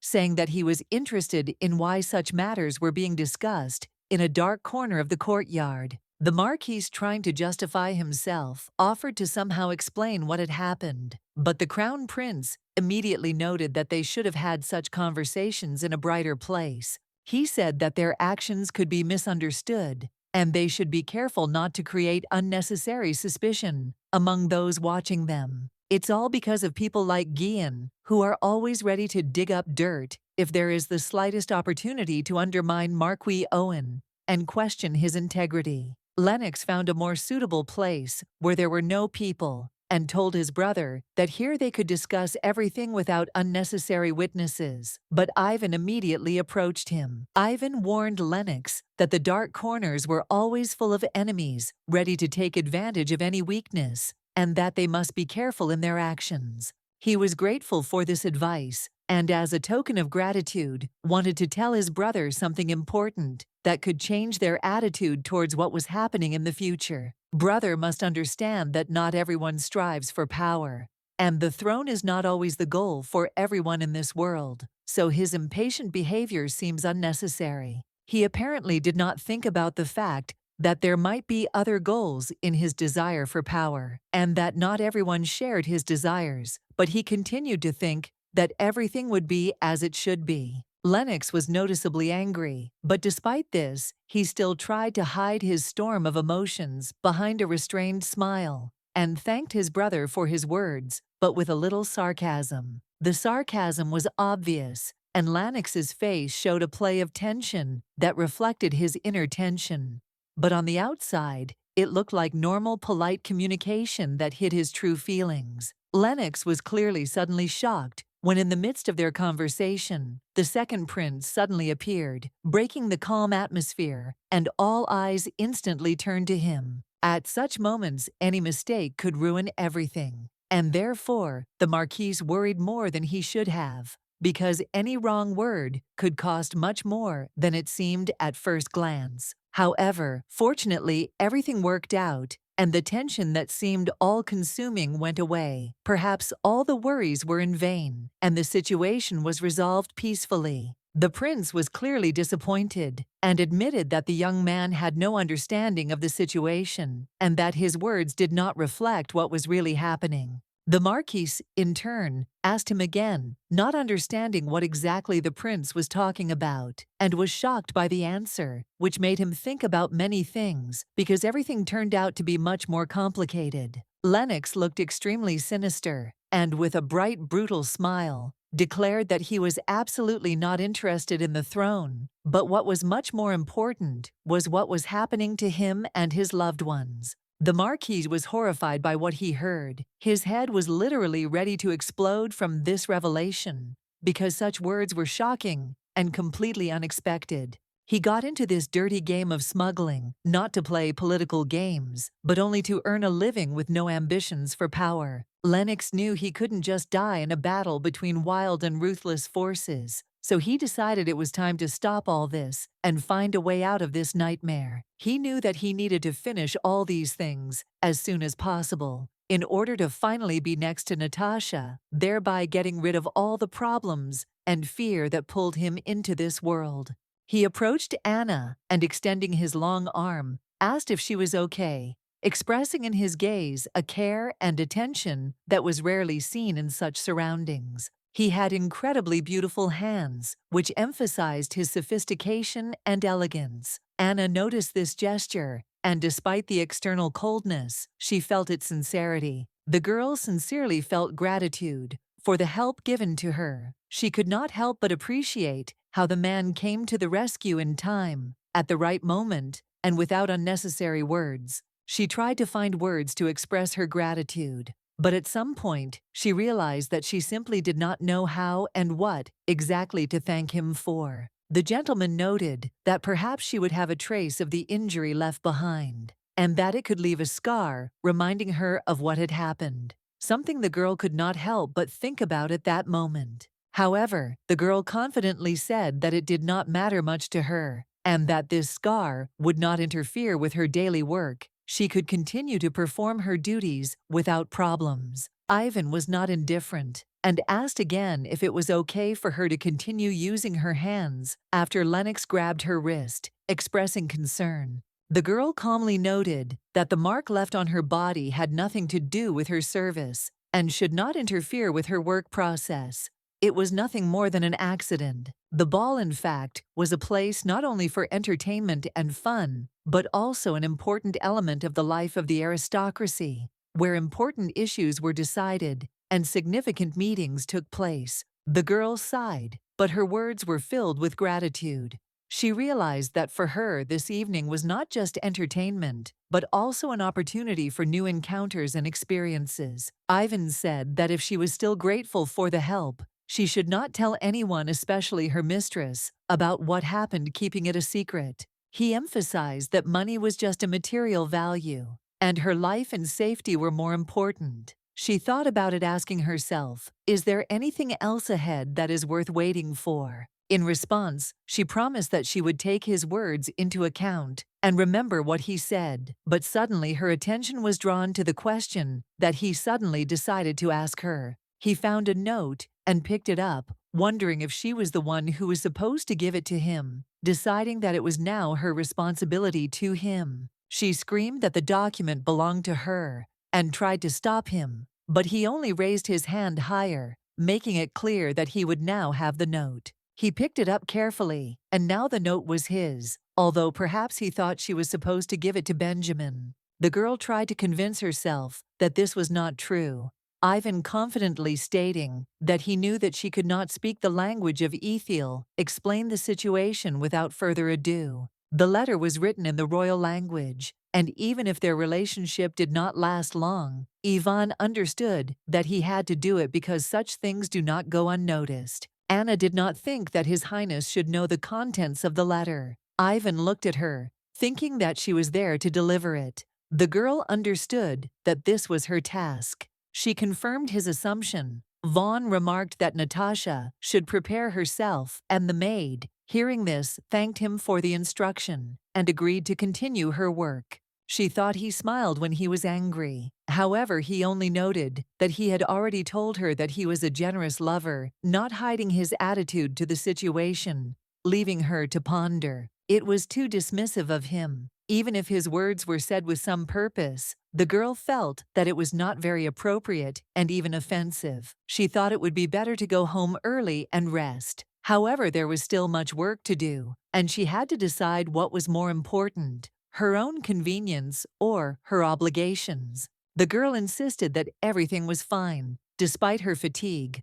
Her work was not yet finished, and she felt the need to finish the job without stopping halfway. Life is hard for maids, and the girl almost died, but now she was determined to finish her job. Even in spite of everything, she wanted to see it through to the end, as it should be. However, she had to finish the job because she felt responsible for her duties. It was her job, and she couldn't afford to leave it unfinished. So she decided to hurry. She had to say that everything was okay, so she could continue on her way. She knew she had to move on without delay. Mr. Ivan sighed. He said he was curious if there was another exit nearby. His remarks showed that he was looking for an option to resolve the current situation. At that moment, a guy appeared from behind the wall. His figure appeared, and he stepped forward as if expecting that his appearance had attracted the attention of everyone present. He said that he knew nothing about it, but Ivan, with a confident smile, noted that he definitely knew everything, even if he did not want to admit it. The guy asked that his being warn him the next time he decides to do something. He admitted that he almost died of cardiac arrest when this happened. It was Sharon Neville, Ivan's senior assistant. The prince seemed to know that the servant actually got some pleasure from such incidents, although he tried to hide it. The assistant, feeling the pressure, insisted that the gentleman stop talking nonsense, claiming that he would resign. After all, Ivan responded by saying that he had already paid him as much for the transportation as last time. Sharon promised to return all the money, which couldn't help but bring a slight smile to Ivan's face. He was calm, knowing that there would be no problems with this. On the left wall, right in the center, an emergency staircase was installed, providing a convenient exit for anyone who might find themselves in a dangerous situation in this building. Anna was sincerely grateful for the information she received. It was an important clarification that helped her better navigate the space and plan her next steps. She had to hurry now, but she knew she had to be careful and not waste time. She took a step towards the exit, deciding to move faster. At that moment, the thought occurred to her that perhaps she should have chosen more comfortable shoes to get to her destination faster. Comfort became a priority for her. As Anna began to walk away, Ivan called out to her, and she had to stop and turn around to hear what he wanted to tell her at the last moment. He noted that she should definitely take care of her wounds. There was concern in his voice, and he reminded her, just in case, that her health should not be ignored. The girl, a little embarrassed by his attention, looked at him. An unexpected revelation flashed in her eyes, as if her hidden feelings had become obvious at that moment. When Anna returned home, she immediately asked Phoebe where her bank account was. Phoebe replied that it was in the last drawer in the smallest bag. Then Anna asked Phoebe what she should do if she couldn't come. The girl replied that in that case, she would have to take her bag to her aunt's house. After that, Auntie asked what she couldn't do with the bank book. Phoebe immediately said that she couldn't show it to anyone, and she definitely couldn't tell Alice about it. After all this, Anna told Phoebe that she was a good girl and did well. The girl looked pleased that she remembered everything and followed all the instructions. But Phoebe thought about it and asked if it was necessary to talk about it at night because she was very tired and really wanted to rest. The aunt apologized, noting that she was just in a hurry. But now she needed to rest a little. She said that it would be best for her to go to bed early so that she could sleep peacefully. Phoebe noticed that her aunt looked too pale and asked if something unpleasant had happened. There was concern in her voice. She could not understand the reason for such a state. Anna replied that nothing terrible had happened. She had just been washing her face for too long. It was just a moment of fatigue, and everything was fine. Anna reassured the girl, saying that she shouldn't worry. It was best to go to bed early to rest and gain strength. After Anna put her niece to bed, she felt relieved, glad that she was able to return home alive and safe. If she had died, she would not be able to enjoy her exquisite and wonderful appearance today, which until now remained for her the embodiment of beauty and living art. This hand was far from the most beautiful, and so she always hid it from her niece's sight, trying to hide the traces of the hard work and deprivation she had endured. This was a given since she acted as a mother to her niece, raising her in conditions where there was neither peace nor comfort, always thinking about her well-being. This served as some proof of her difficult trials, and although she was not ashamed of her life, on the contrary, she felt pride in her survival. Ivan still inquired about her condition. He extended his hand to her, and at that moment, she felt for the first time how worn out her hands were by life, battered and covered with traces of numerous difficulties. She could not forget those moments when his image and touch remained with her. The past, when his hands saved her, made her think about faith and why people come to God. The blood froze in her veins from fear, but at the same time, an unexpected relief came because she realized that perhaps her fate had changed thanks to Ivan's intervention. At that moment of salvation, when it seemed that she could no longer fight, she felt an unimaginable power of faith, as if fate itself had once again opened new horizons for her. If His Highness had not intervened, if he had not come at the most opportune moment, she might not have really survived that incident and would not have known what awaited her in the future. He didn't say a word, he just did what was necessary, allowing her to survive. And her thoughts that she could have disappeared did not leave her even after the situation was resolved. He saved her even if it happened by accident, even if his actions were not dictated by a desire to help, but only by a random coincidence. Even though it may have been about preventing injustice, he still gave her a chance to live, and she will never forget that act, no matter what happens next. Anna was very grateful that he allowed her to continue to lead such a modest life. She always prayed for this opportunity, which she sincerely considered important. She decided that she would definitely pray for him. It was her personal decision, and she sincerely hoped that he would receive all the blessings he deserved. Anna, surprised, asked whether the second prince had really come. She could not understand how it happened that she did not know about his visit. Annie noticed that the prince had come this afternoon, and added that Deborah was supposed to pass this on to Anne. She had asked her to pass this information on herself. However, Anna had not heard anything about this and was very surprised.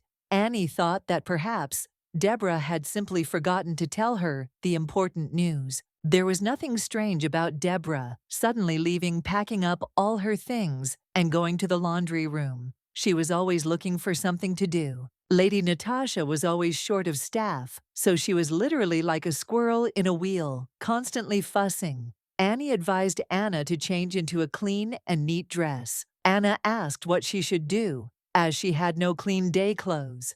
Annie was surprised, as she had recently washed her clothes, and they were fine. Anna explained that she had been extremely busy this week, and despite having another set of clothes, she had not been able to remove the stain from the previous one. She wasn't sure he would understand the whole situation if he wore her uniform again, since he had already noticed that it was stained. This worry was bothering her. Even if you didn't look too closely, the stains would still be visible, and this worried her because she couldn't afford to look untidy. Time was limited, and she realized she couldn't handle it, so she asked Annie to lend her her uniform, hoping it would help solve her problem. She offered to lend the girl her clothes in exchange for a promise to buy her some books that were her favorites, thinking that it would be a good deal. Since it was summer, Anna decided that she needed to take some time to rest, to take a short break, to get away from her affairs and concerns, which she always paid attention to. Remembering Deborah's words, she realized that His Highness had arrived true. She had completely forgotten to tell him about it, and now she felt embarrassed for her forgetfulness. She apologized to Anna, explaining that at the moment she needed to do her work and she herself could rest in peace, since there were no urgent matters. Although her friend suggested that she take a rest, Anna realized that if she did the laundry, she would end up without work, which would also be unpleasant and disturbing. As a result, she had no choice, and she knew that if she did nothing, she would simply be idle, hanging around the house with no clear purpose. She looked at the estate, and her thoughts returned to the prince. The memory washed over her, and she couldn't get the image out of her head. She quickly turned away, feeling her face flush, as she remembered that he was probably in the waiting room right now, and her heart started beating faster again. She knew she had to do something, but she wasn't quite sure what. Everything was too confusing, and she didn't know what to do next. In any case, only she could remember what happened that night. He was always like that, acting as usual, despite the fact that the situation was quite unusual. She didn't want any special connection between them. After all, he had just saved her, and that shouldn't mean anything more. However, the smell of cigarettes interrupted her thoughts. It was familiar and immediately caught her attention. She became curious about who had decided to break the rules and smoke in the non-smoking area. This made her a little angry, but she did not allow herself to dwell on it for long. When it was time to work, this person simply decided to relax, and she could not afford to be distracted.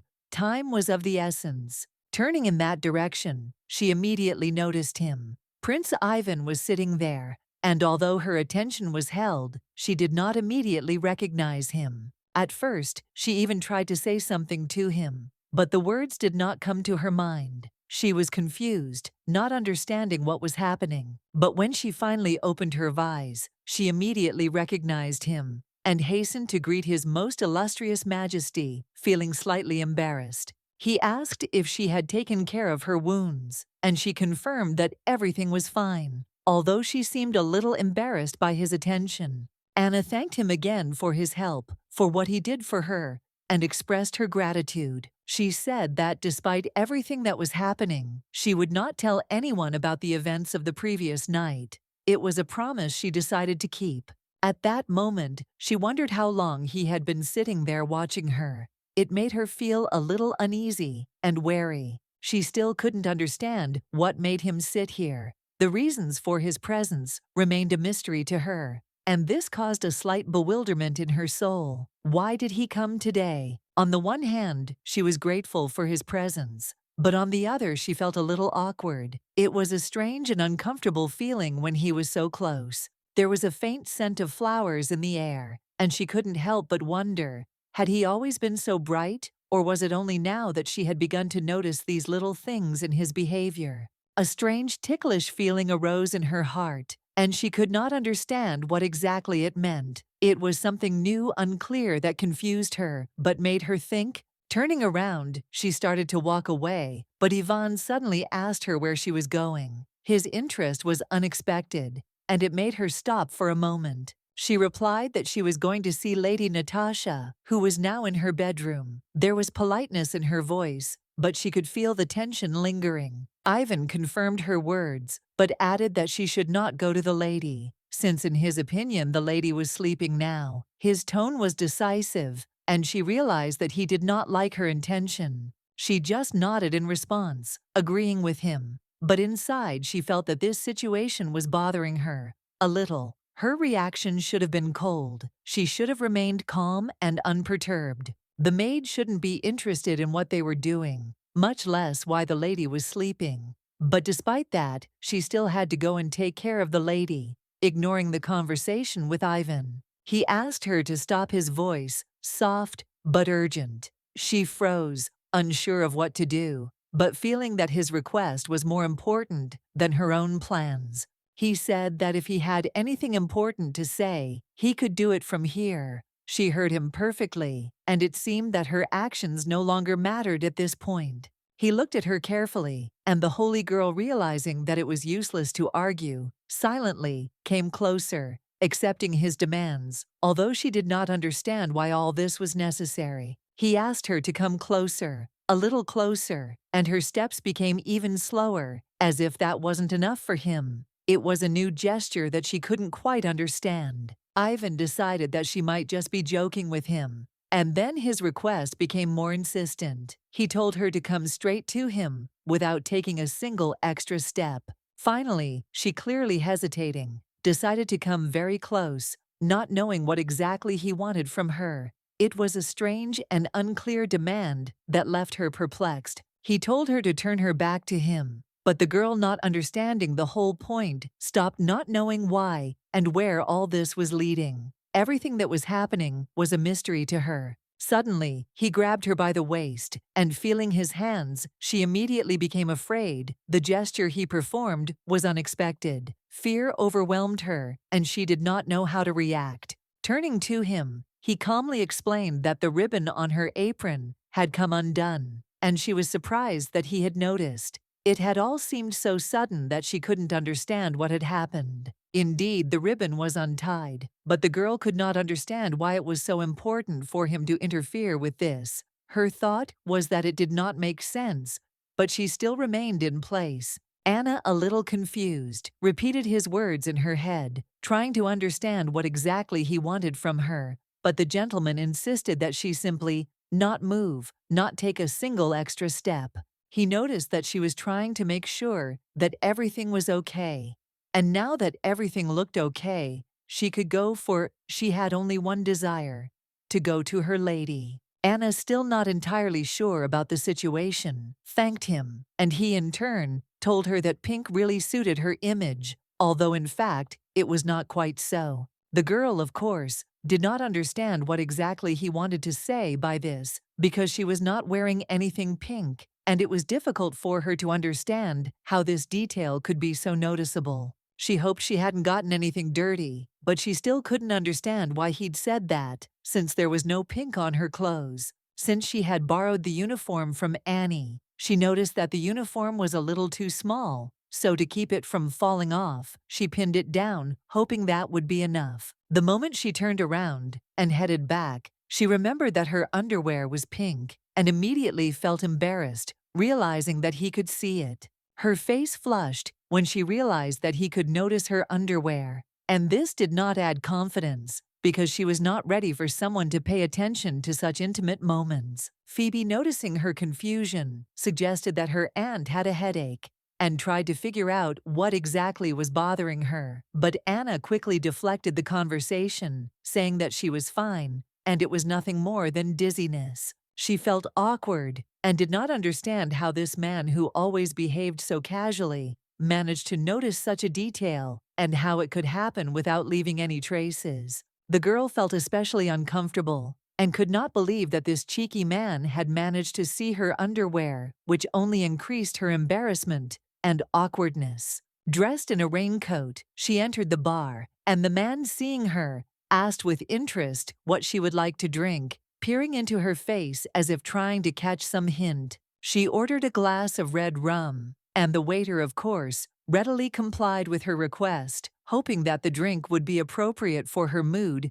and the situation. When the waiter handed her the glass, there was a note written on red paper in it, and this unexpected circumstance only increased her confusion because she did not know how to react. This letter in red made her very angry, and she could not contain her emotions, wondering what kind of nonsense could be hidden in this unexpected note. Someone said that it was a recording from the Marquis of Owen, and this left her with even more questions, as she did not understand what he could want from her, especially in such a situation. Ivan stood behind him in disguise, asking with interest how things were going, trying to understand what stage the whole plan was at. He was clearly determined and ready to act. Natasha was sure that the Owen family had signed a contract with Baldwin. There was one important step left for her: to complete this process, to see it through to the end, without leaving a chance for error. Ivan asked when they would begin the next stage. Natasha said it would be in 15 days. First, they would announce their engagement to Marquis Owen, and then the main part would begin. Natasha did not hide her joy. Pretending to be the Marquis's mistress seemed to her not only exciting, but also profitable. The price of her body, in her opinion, increased significantly thanks to this role. The crazier a man is, the more he desires anything connected to the imperial family. The evidence he showed her in the drawing room was important, and she realized that she had to be sure of its authenticity. Natasha noticed that the family she wanted to destroy was not Owen, but the Baldwins. This was her main goal, and she was ready to go through everything to achieve this goal. She asked Ivan if she could overthrow her father with this plan. Ivan replied that drug smuggling was a grave sin and the consequences would be dire for all involved. Based on this information, Natasha could expect to escape punishment since her actions would not be directly related to smuggling, and this gave her an advantage. But for others, it would be much worse. The Baldwin family would lose all their property, and their family would suffer the death penalty. Prince Ivan reminded Natasha of this cruel outcome. Natasha decided that this was how it had to be. She had no doubt that she had to destroy the entire Baldwin family because this was part of her long-awaited plan, which she had been preparing for a long time. Ivan promised that he would do everything to make it happen. Natasha was pleased. Thanks to the prince's help, everything went more or less smoothly, and she was confident of success. Anna still can't understand why this man is helping her so actively. She doesn't see any reason why he should deal with her problems. It confuses her. While she is tormented by questions, Ivan, sitting calmly in a chair, asked for a glass of beer. It seems that for him, all this is nothing more than a game. Everything is so simple and easy for him. Even though he finds her situation quite interesting, he shows no particular interest in her motivations. He lives solely for his own pleasure and doesn't bother. In reality, nothing touches him. And if this girl's offer had attracted him in any way, he would have found the source of this drug himself. It would not cost him anything to solve this issue. At first glance, he has no flaws. He looks like he has never experienced difficulties and has always been on top, no doubts or worries. She can't hide her irritation. In response to her look, Ivan asked what surprised her so much. The girl only smiled and answered that nothing important. This left her in thought. She silently hopes that His Highness will not get what he really wants. This was the hidden cursed look she deliberately cast in his direction. Ivan, noticing her hidden tension, asked if she had come alone. Natasha, holding back her emotions, replied that she had come with a maid and a small child with whom she had recently been in the carriage. Ivan suggested having dinner together, hoping for a warmer and more open conversation. It was their first meeting in the shopping district, but Natasha declined, saying she had another meeting. He was surprised by her answer, but Natasha explained that, since her family was about to fall apart, she had to learn to live on. She had a meeting with a banker with whom she needed to discuss important matters. Natasha prepared her steps in advance. She decided how to steal her property so that she would be prepared for possible consequences. her actions became more decisive. Meanwhile, Anna went to the market. She needed to buy books for Annie because she helped her last time, and she couldn't leave her without gratitude. Approaching the shop with bows, Anna became interested in their price and decided to find out how much these beautiful hair decorations cost. She thought that such bows would be perfect for her niece, and she wanted to buy at least one as a gift to please the girl. The saleswoman noticed her interest and praised her taste, saying that she usually sold such bows for 2 silver pieces, but would make an exception for her and sell them for 1.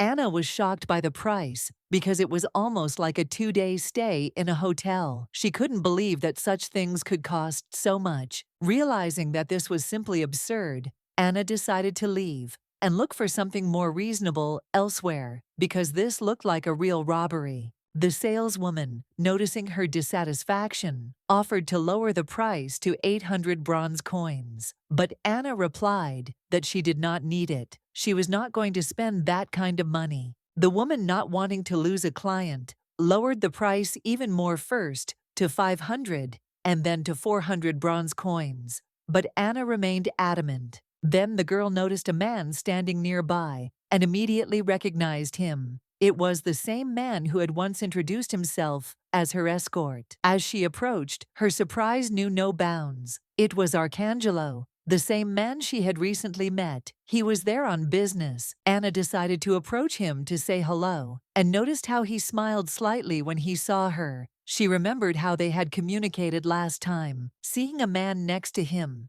Anna immediately realized that this was most likely His Highness. She had seen his face somewhere before, but she couldn't remember where exactly. The man looked elegant and refined, which only confirmed her suspicions. She decided that he was definitely from the delegation that was supposed to arrive that day. Perhaps it was the ambassador, so she bowed, apologized, and admitted that she was upset at not recognizing him immediately. Her apology sounded sincere. She welcomed him to the Empire, but the man began to speak in his own language, which made her a little embarrassed. It was unexpected for her, but she tried not to show it.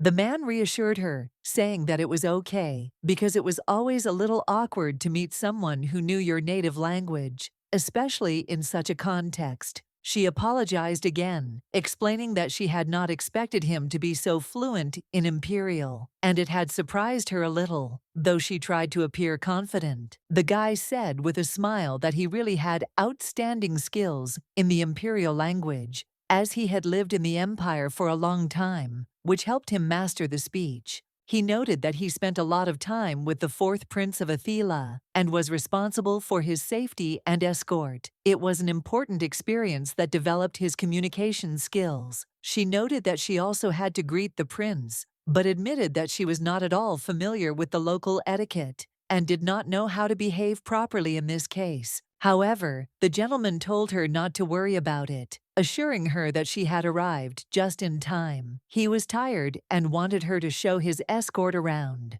Anna was a little surprised, but quickly realized that she had a little more time since the Holy Lady had not yet returned. Time was at her disposal, and she could wait a little. She said she had about 2 hours, and confidently added that this would be enough time to organize everything. In response, he said that he was leaving his lordship to her. She noticed that the guy was clearly dozing, and given his condition, she decided not to disturb him and let him rest a little without interfering with his sleep. Turning to the gentleman, she asked if he had any preferences as to where he would like to go, to which he replied that he was ready to follow her without any particular preferences. The girl realized that this probably meant that the choice of location was hers. He confirmed once again that he would follow her, trusting her decisions. He had already managed to visit several palaces and other significant places in the Empire, which gave him confidence that this trip would also be interesting. She then offered to tell him about the latest trends in the Cadogan Empire to make their time more educational and exciting. She decided to start the conversation with gastronomy and bought him a banana pancake, hoping that it would be a pleasant surprise for his taste buds. She offered him to try at least a piece, assuring him that the dish was incredibly tasty and popular among locals and tourists. When he tasted the pancake, his face immediately changed, and judging by his expression, he really liked it. It was a popular dish among tourists. She noticed that the ice cream had melted and left a mark near his lips and on his cheek, which did not go unnoticed, because it was quite funny. He started to wipe his face, but she noticed that he was not doing it quite correctly, and with a smile reminded him that he should wipe another place. Unable to resist, she walked up to him and wiped the ice cream herself, which slightly embarrassed him, and he blushed in surprise and was a little confused. She gently told him to eat slowly. There was no need to rush. They were in no hurry, and time was on their side, so they could enjoy the moment. Suddenly, she noticed that he was dirty with ice cream again, and this made her smile because she was already used to his clumsiness and slight confusion. She suggested that he go to the fountain, where it would be more convenient to wash his face, since the ice cream was not only on his lips, but also on his cheek, and perhaps he simply liked the taste. Taking his hand lightly, she noticed how slightly agitated he was, and realized that his unexpected anxiety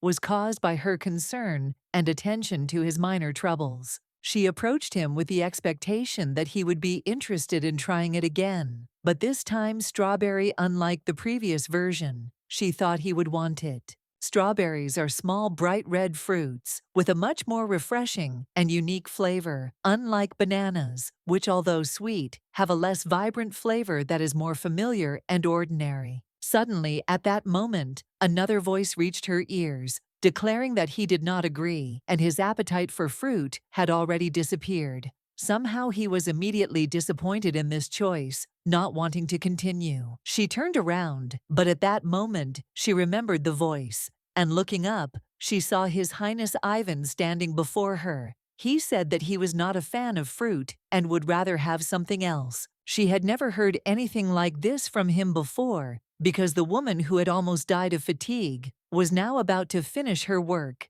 It was completely unexpected, and she didn't know how to react. She realized that she had wandered too far from where the ladies she was supposed to be working for were, and began to realize that she had missed the moment when she should have returned and continued her task.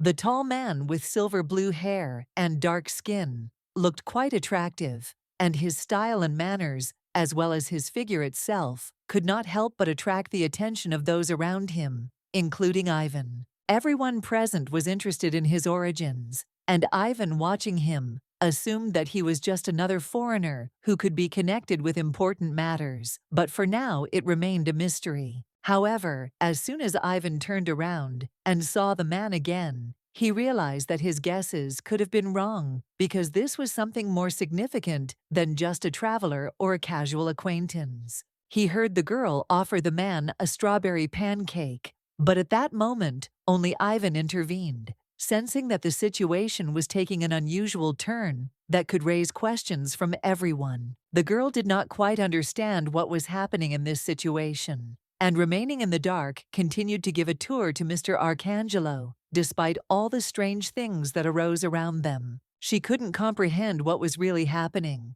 and despite a growing sense of bewilderment, she continued to give her master a tour, not understanding how it would end for everyone. She took him to a bookstore, located in the oldest part of the city, where the shops were firmly rooted in history. The area was full of old books and rare editions. Once there, she continued to accompany the prince, as they had agreed. Arcangelo informed his brother that there had been a misunderstanding. The maid had mistaken him for a servant. Ivan asked if his brother had realized who he really was, and promised to keep the moment a secret. In exchange for this, he would like them all to go together. Anna did not understand their conversation at all. Especially, she could not figure out why Ivan was pointing his finger at her. She felt like a stranger among these people and their unfamiliar words. Ivan noticed that the servant obviously wanted to join them. If the girl did not object, he was ready to keep her company because the duty of the imperial family required help and attention. The girl was surprised by such a proposal. Ivan thought that she was probably against it and suggested that they could go to Natasha if she decided so. But unexpectedly the girl agreed and said that she was not against it. This surprised Ivan because he did not expect such an answer and was not prepared for her decision. She didn't understand how she could say no when he was so insistent. She was even more confused by the thought that her opinion didn't seem to matter. Everything was being decided without her participation. She remembered the moment he helped her, the last time he saw her. For the first time, those memories still brought mixed feelings to her soul. She had been feeling ashamed all week, and now her anger was directed specifically at him. All her thoughts revolved around how he had embarrassed her with his behavior. She couldn't understand how he could be so shameless and not feel ashamed of his actions. That left her in an uncomfortable position. He clearly felt no remorse or regret. His behavior remained unyielding. This irritated her even more, but there was nothing she could do about it. She told him that there were many unique and beautiful books to be found in this alley. This was one of the reasons why she loved this place so much and felt more confident here. She turned to Mr. Arcangelo and asked if he wanted to buy a book. Her voice was calm, but there was uncertainty in her eyes, as if she had not expected this offer. Ivan was watching her hand closely. At this time, remembering how he had said that there might be a scar, the thought of how her life could be changed by this moment flickered in his eyes. Later, Ivan approached Anna and asked if she wanted him to carry the book. He noticed that it looked heavy, which might be uncomfortable for her. Anna was surprised by his offer, but Ivan quickly realized that she considered the book heavy and perhaps was worried about its condition or comfort. She was not yet accustomed to his solicitude. The girl said that there was no need to worry, as it was not such an important thing, and did not require him to spend his energy. Ivan, however, began to think that this book might have a special meaning for her. Despite her words, Ivan couldn't help but think that the book symbolized something for Anna. He thought that if she had allowed him to help, he might have learned her secrets. Anna explained that the book really wasn't of any particular value. It was just something her friend had asked her to buy. She couldn't hide her slight awkwardness as she tried to justify the simplicity of the thing. She was already very tired of his attention, hoping that he would finally let her go. Meanwhile, Arcangelo continued to say something in his language, which sounded like a quiet, restless chatter. Ivan, watching the servant, thought that he might be looking to buy Cadogan's book as a souvenir. He thought that a book with illustrations filled with fairy tales would be appropriate. Anna, slightly pursing her lips, confirmed that she knew of such a store where one could buy such illustrated books. It was famous among the locals for its large selection of beautiful editions. When they finally arrived at the store, the saleswoman greeted Anna with a friendly expression on her face. She immediately noticed them and said that this man was looking for a suitable book of fairy tales to buy. The saleswoman noticed that they had come to the right place. Ivan approached the counter and asked if she had popular books for maids. His interest was unexpected, but the saleswoman did not express surprise. She didn't understand why he wanted to do this, but Ivan looked at her in such a way that she understood. He thought she regretted not being able to buy more books earlier. This thought clearly bothered him. Ivan was just going to buy something for her as a gift. The saleswoman noticed that her boyfriend was very nice and agreed to show her more books that might be suitable. She was ready to help. The saleswoman led them to a shelf of romance novels, declaring that the books there were of the highest caliber. She proudly offered several popular choices for the maids and her acquaintances. She added that the book she had bought earlier had a new series. The saleswoman said with a smile that Ivan could choose any volume if he was interested.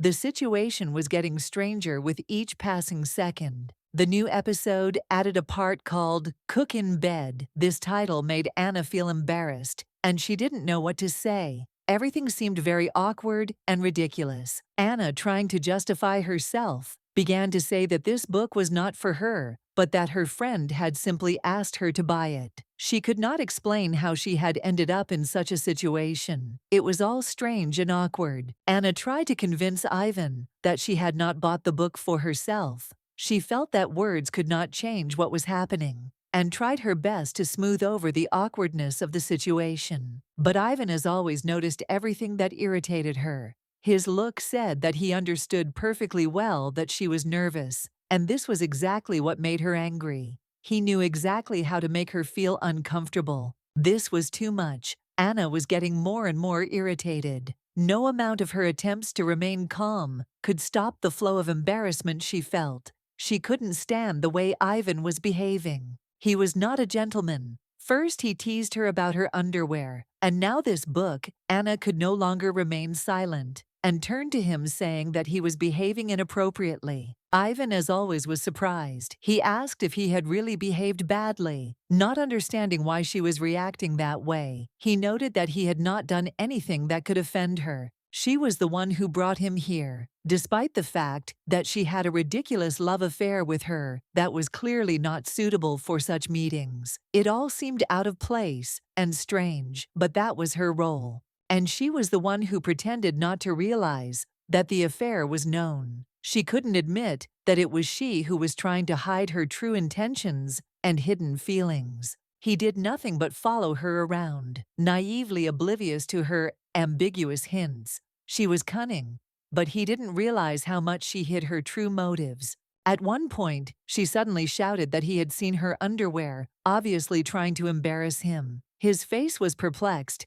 and he couldn't even understand what she was talking about at that moment. He was taken aback. Many thoughts were running through his head, and he didn't know what exactly she meant. He asked her confusedly what she was really trying to say. She immediately noticed that he had actually told her that pink suited her. It was so unexpected that he immediately began to blush, not knowing how to react to her words. Remembering that moment, he simply smiled and sighed softly. Trying to calm down, he felt uneasy about how strange and awkward everything was between them at that moment. Suddenly, he started laughing. She couldn't figure out what made him react like that. All she could see was his laughter, which only seemed to make the situation more awkward. She didn't understand at all why he looked so contented and relaxed.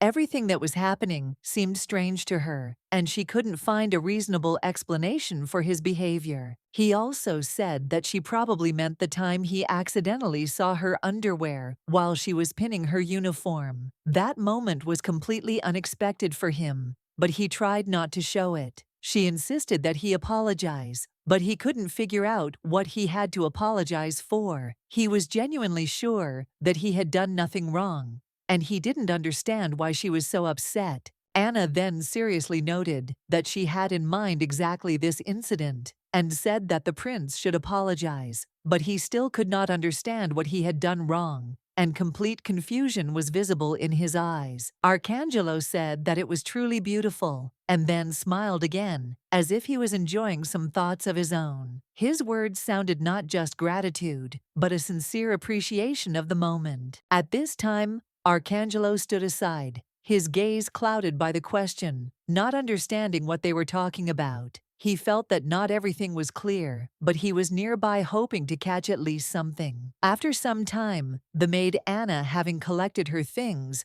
announced that it was time for her to leave. Her tone was almost solemn. She felt relieved that the day had finally come to an end. There was a note of forgiveness in her words for leaving them, but at the same time, Anna was genuinely glad that this day full of tension and excitement had come to an end. Anna was already heading towards the lady, preparing for her next duties, when suddenly someone stopped her. It happened unexpectedly, as if someone was trying to get her attention for some important reason. Turning around, she saw Mr. Arcangelo running after her. His steps were quick and determined, which could not fail to attract her attention. He was obviously in a hurry. Anna was puzzled and did not understand what could have happened. Maybe something important happened, or maybe he just forgot something. But why was he rushing to her, leaving all other things behind? Arcangelo ran up and, slightly out of breath, apologized to her. Anna, not understanding the reason for his apology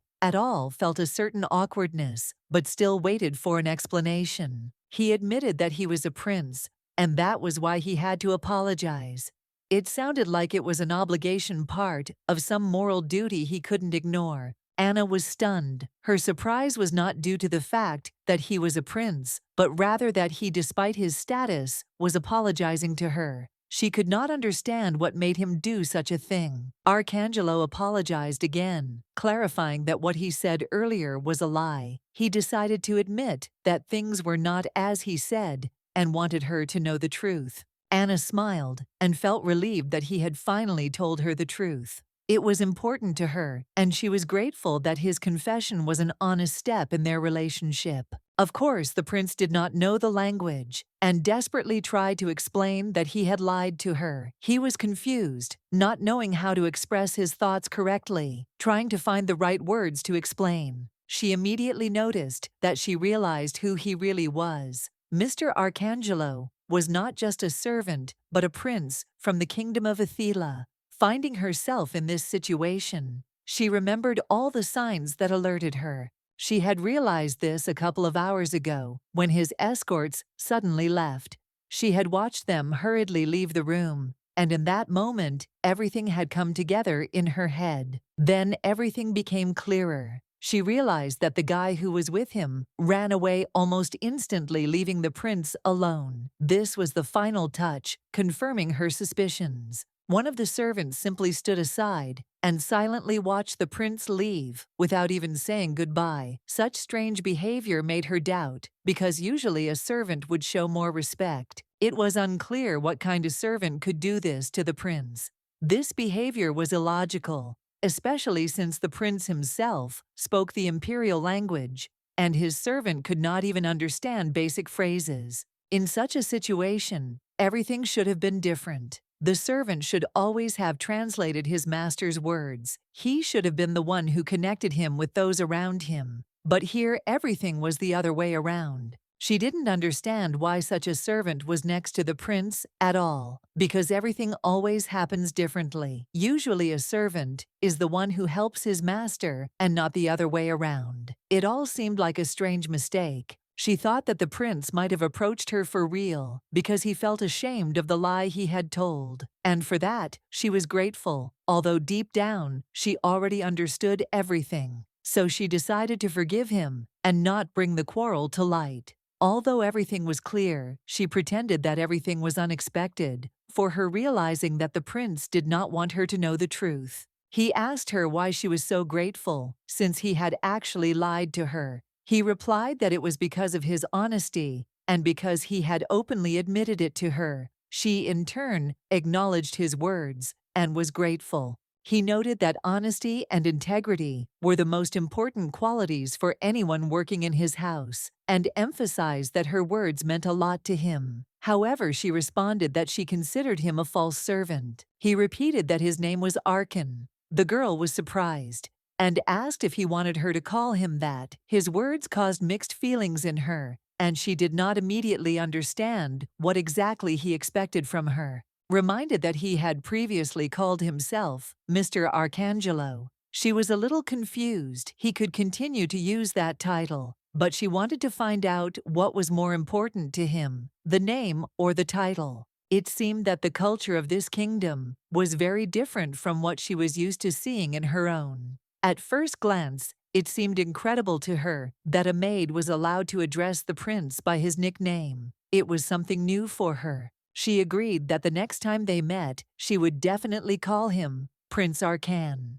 It was unusual for her, but she already felt that this form of address had become natural for her. The guy smiled, and there was such genuine joy on his face that he said he would look forward to the next meeting. He was sure that the time would pass quickly because he liked her. He admitted that he liked her very much, that she made a good impression on him. Perhaps it was because of her dazzling smile that could not fail to attract his attention, but she was not sure. She felt like she didn't understand why he was saying that, but something in his words made her think that maybe she had some connection to the kingdom of Athila. It remained a mystery. She, a little confused, decided that it was worth deviating and postponing all questions until the next meeting. There was no time for long reflections, and the meeting with him should not be something tense. Mr. Arkin remembered her name, although she had only heard it once.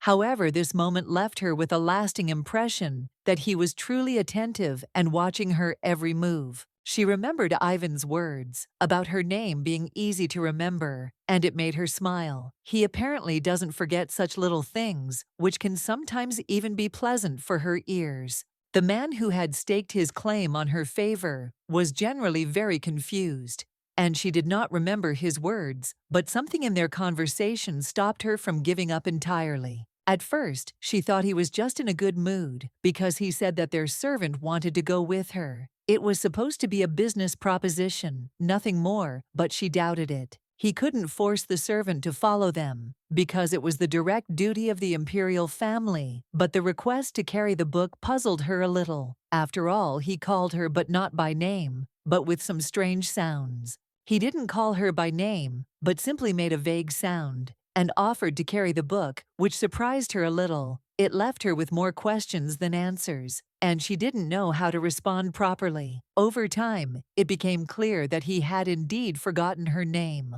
although at first she had been surprised at how this could have happened. But there was nothing unusual in his behavior. He was the kind of person who couldn't even remember the names of those who served him daily. He didn't care about the maids. He just didn't pay attention to their personalities. To him, the maids were just doing their job, and that was all he knew about them. Even those who had served him for decades did not remain in his memory. Their names were not remembered. She was just one of his maids, and also his lover, but still he showed her extraordinary kindness, which made her wonder about his feelings. But one day when he saved her from a dangerous situation, he suddenly called her by name, and she felt something strange that was a little more than just the usual care. As they were walking, he suddenly said the name of the tree, and although it was simple, she couldn't help but notice how beautiful it was. The name seemed to fit the tree itself perfectly. The tree was indeed beautiful, with a pinkish hue that only enhanced the impression of how harmoniously it fit into the surrounding landscape.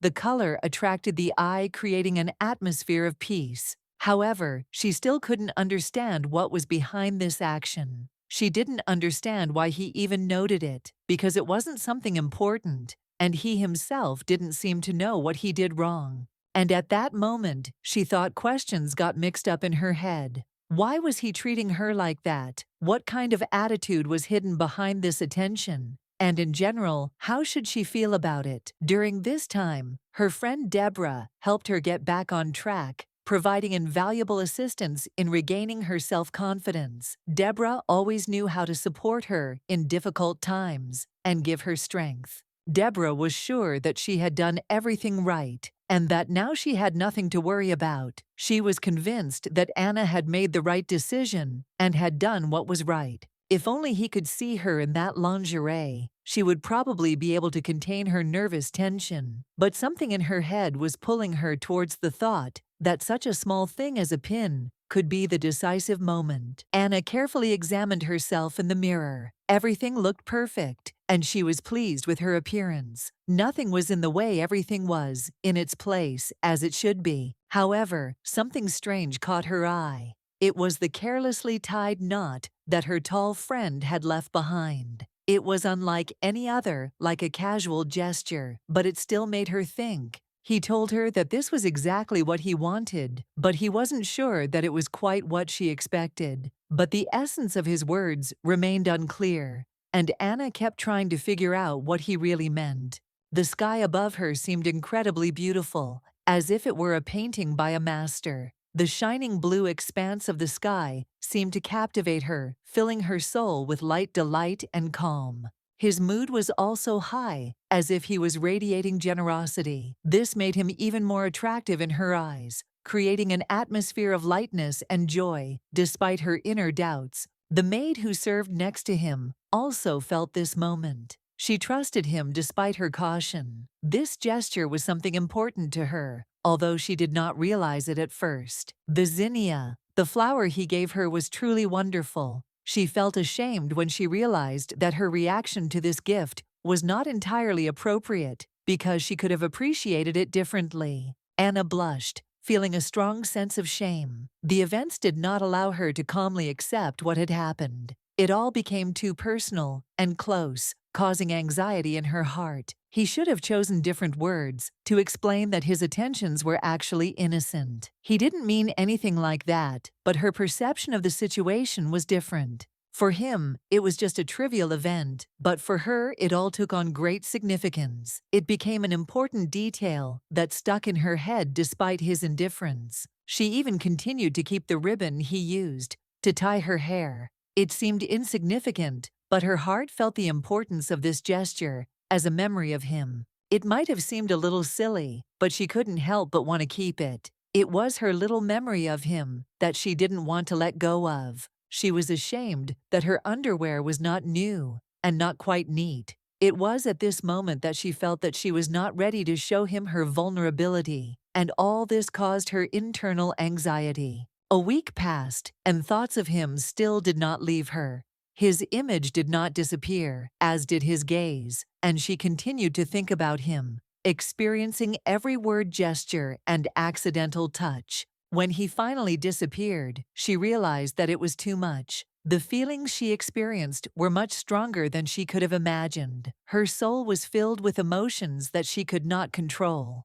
Love, that was what she felt. It was this feeling that confused her, because she knew she shouldn't have allowed it. She kept trying to figure out what to do with it. She felt that this feeling would never be mutual, that she would never wait for a response. Her heart was full of doubts, and her soul was tormented by the fear that her feelings would not be shared. Anna had absolutely no idea what to do with this, how she could love him, someone who was so far away and unattainable for her. She was lost in her thoughts, not knowing how to cope with this. One woman told how a special relationship had developed between her and the Empress. The words seemed strange and distant, but there was a hidden meaning in them that Anna tried to understand. It would be really nice if the late Empress was still around.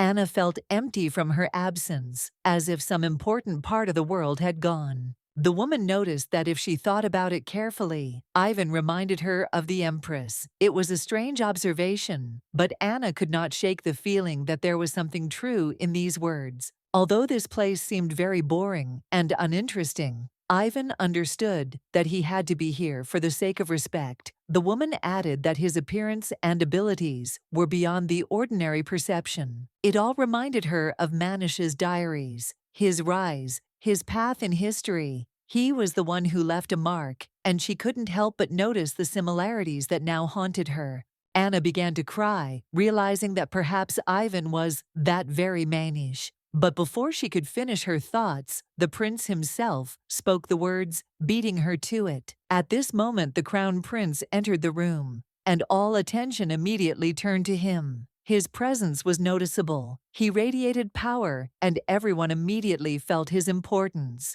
The woman bowed to the prince, and feeling awkward, apologized for her words. She immediately realized that her remarks may have been inappropriate, and she did not mean to offend him. But the guy calmly replied that there was no need to worry. It didn't bother him. He admitted that his brother was truly an exceptional person and didn't go into details. The woman was taken aback. She didn't even know how to respond to this feeling, that there was more hidden meaning in her words than she had originally assumed. Ivan noticed that his brother seemed to be completely absorbed in his thoughts, and his behavior became cold as ice. This made him wary, because usually there was no such coldness. His brother was always more open. The atmosphere in the room had soured, and although everyone had expected the evening to end on something warmer, the brother remained tense. He was in no hurry to leave, as if he was attached to his silence and inner conflict. Ivan realized that the best thing to do was to leave him alone. He decided to get some fresh air, hoping that it would relieve the tension. Maybe later, when his brother calmed down a bit, they could talk.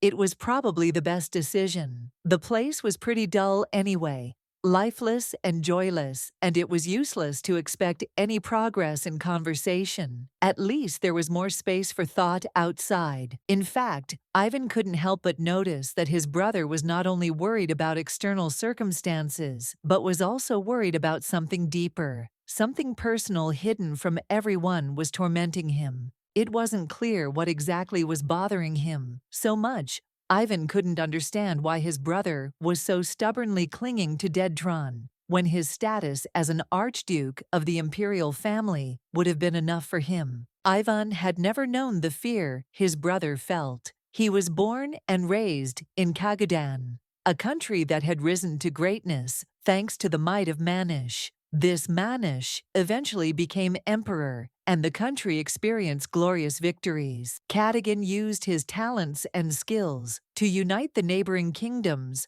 turning them into an empire. His abilities allowed him to greatly strengthen his power, and now his influence was felt everywhere. The question of who would become the crown prince was important, but it all depended on the situation. Prince Ivan knew that his place in the future was already determined. If Manish appeared on the horizon, he would have to give up his position. The years passed, and now 7 years have passed since the day when everything changed at the coming-of-age ceremony. At that ceremony, it was revealed that Ivan was not a Manish. This discovery shocked many, because every Manish had to awaken at the moment of coming of age, and his role was predetermined. But Ivan's brother had always mistrusted him, suspecting him of ulterior motives. However, Ivan himself never aspired to become emperor. He saw no point in it, and was far from the ambitions that made his brother fight for power. He did not seek triumph and did not want to seize the throne. Despite the complexity of the situation, Ivan's brother, on the contrary, was hungry for power. This rush to the throne gave him insecurity as well as an inferiority complex that prevented him from coming to terms with reality. He could not accept that his brother was deprived of this title and sought to go his own way. One day, Ivan noticed a figure below. He was intrigued. Who is it? It was something unusual that caught his attention as soon as he noticed it. The girl standing below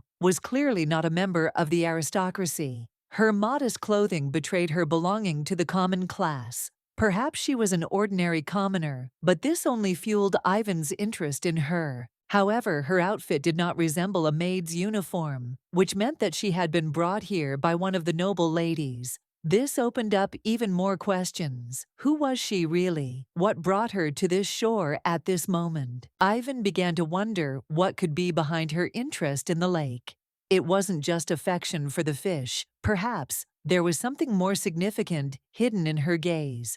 Maybe it wasn't as simple as it seemed at first glance. It was a very familiar outline, and without thinking, he peered at it, trying to understand who could be in front of him. The silhouette seemed strangely close to him, as if he had seen it before. At that moment, the girl turned to him, and suddenly he realized who it was. Only at that moment did he realize exactly who was standing in front of him. Recognizing her from thousands of other people, he was sure it was her. Ivan smiled, and the maid returned the gesture, smiling. It was simple and meant nothing. However, something in her gaze made him feel that there was something more to it. He sighed, realizing it was just a maid, and almost gave in to temptation. There was nothing in her eyes that could entice him. He decided that he would not give in to this temptation. Perhaps one night could have changed a lot, but in the meantime, Anna called Deborah to distract herself from her thoughts. She was too busy to pay attention to what was happening around her.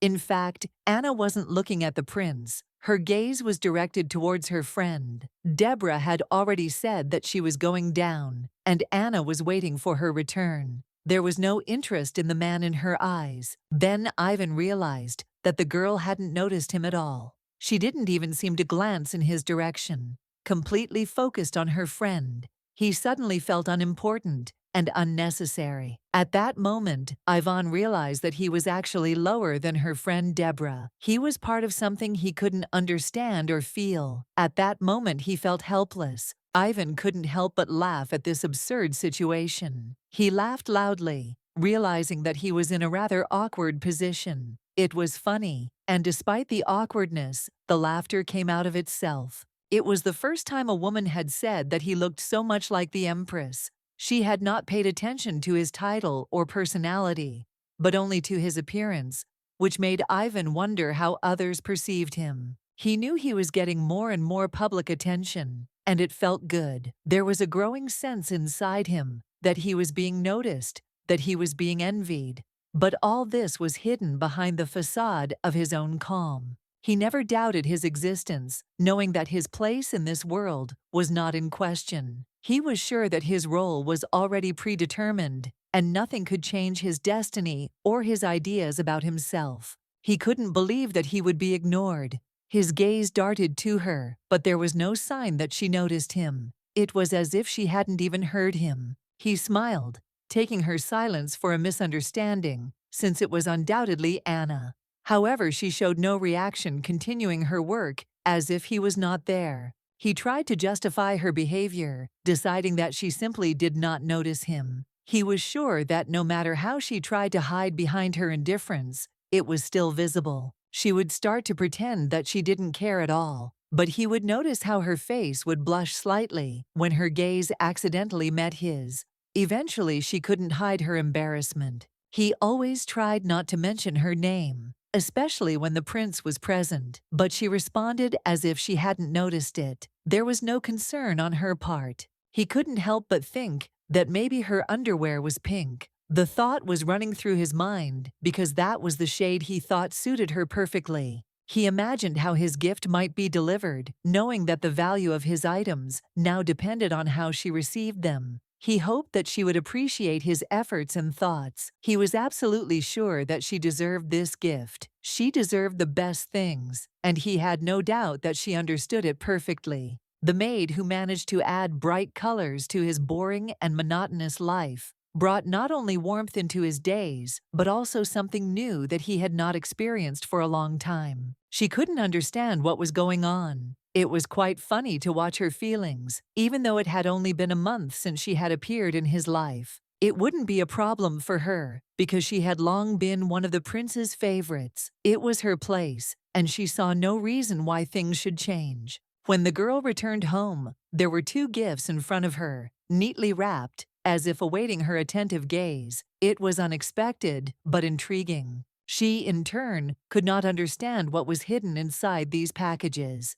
Everything was so strange that her surprise grew with each passing moment. She was stunned and could not understand where these gifts came from, because she never expected such a surprise. She could not understand who could send them to her. However, the box bore the marks of the imperial Sunday, and this could mean nothing other than that the gift came from someone who belonged to the dynasty. Perhaps these decorations were intended for Lady Natasha, because the box contained a very beautiful hairpin that could well suit her style. On the pin itself was an inscription, stating that it was a gift for a beautiful servant. The prince wanted to show his care and hoped that she would accept his gesture. The girl immediately realized that these gifts were sent by the prince himself. He seemed to remember her name and did not want her to feel forgotten or unremarkable. He was kind to her, despite her humble status as a servant. In his actions, she felt genuine attention and a desire to make her life at least a little brighter. The second gift was also a hairpin, and it was no less beautiful than the first. This was surprising because 2 gifts for such an unremarkable girl seemed too generous. The second box did not contain a note, which raised even more questions.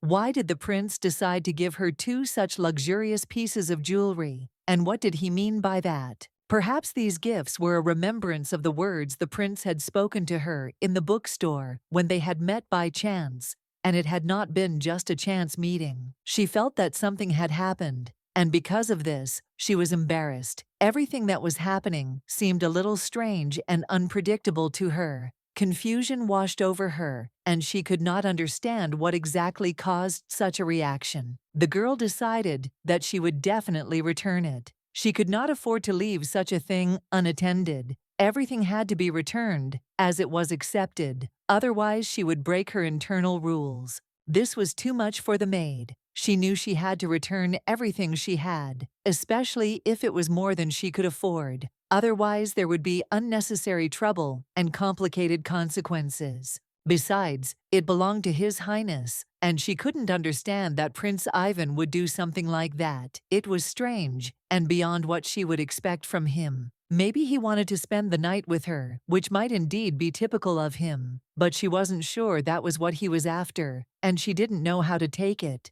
But despite this, the girl decided that her body was not something worth thinking about. Her thoughts should not be directed in such a direction, and she pushed all these ideas away, trying to focus on other issues. She just needed to return the thing and get rid of these thoughts, leaving everything behind. When the prince came at the right moment, she would return it to him, and only then, when it was necessary, everything would be done according to the rules. She was not to have anything left that did not belong to her. She was sure that no things, time, money, and especially feelings could be hers if they were not acquired by right.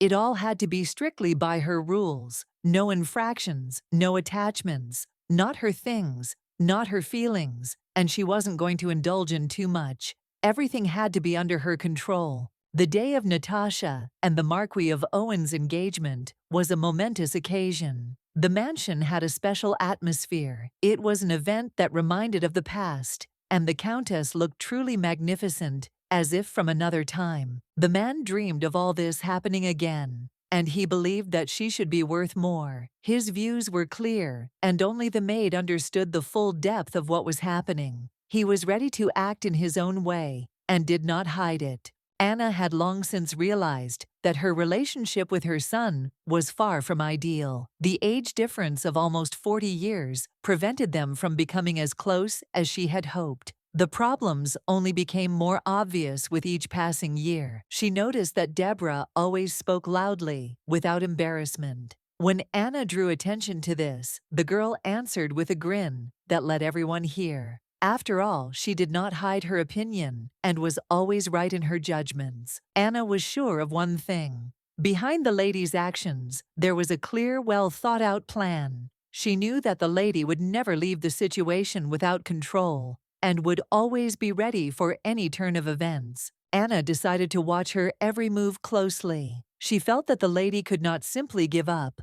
It was more important for her to see how everything would turn out and keep her finger on the pulse of what was happening. At some point, Anna realized that she needed to take stock. It was time to evaluate everything that had happened. She came to the conclusion that none of her plans had worked out as she had expected. However, in this process, an unexpected loss occurred. The note she was supposed to give to Benjamin disappeared. She couldn't understand how it happened, but now she had to think of another way to resolve the situation. They began to consider various scenarios, but the main question remained: what if His Highness Ivan decided to call off the engagement?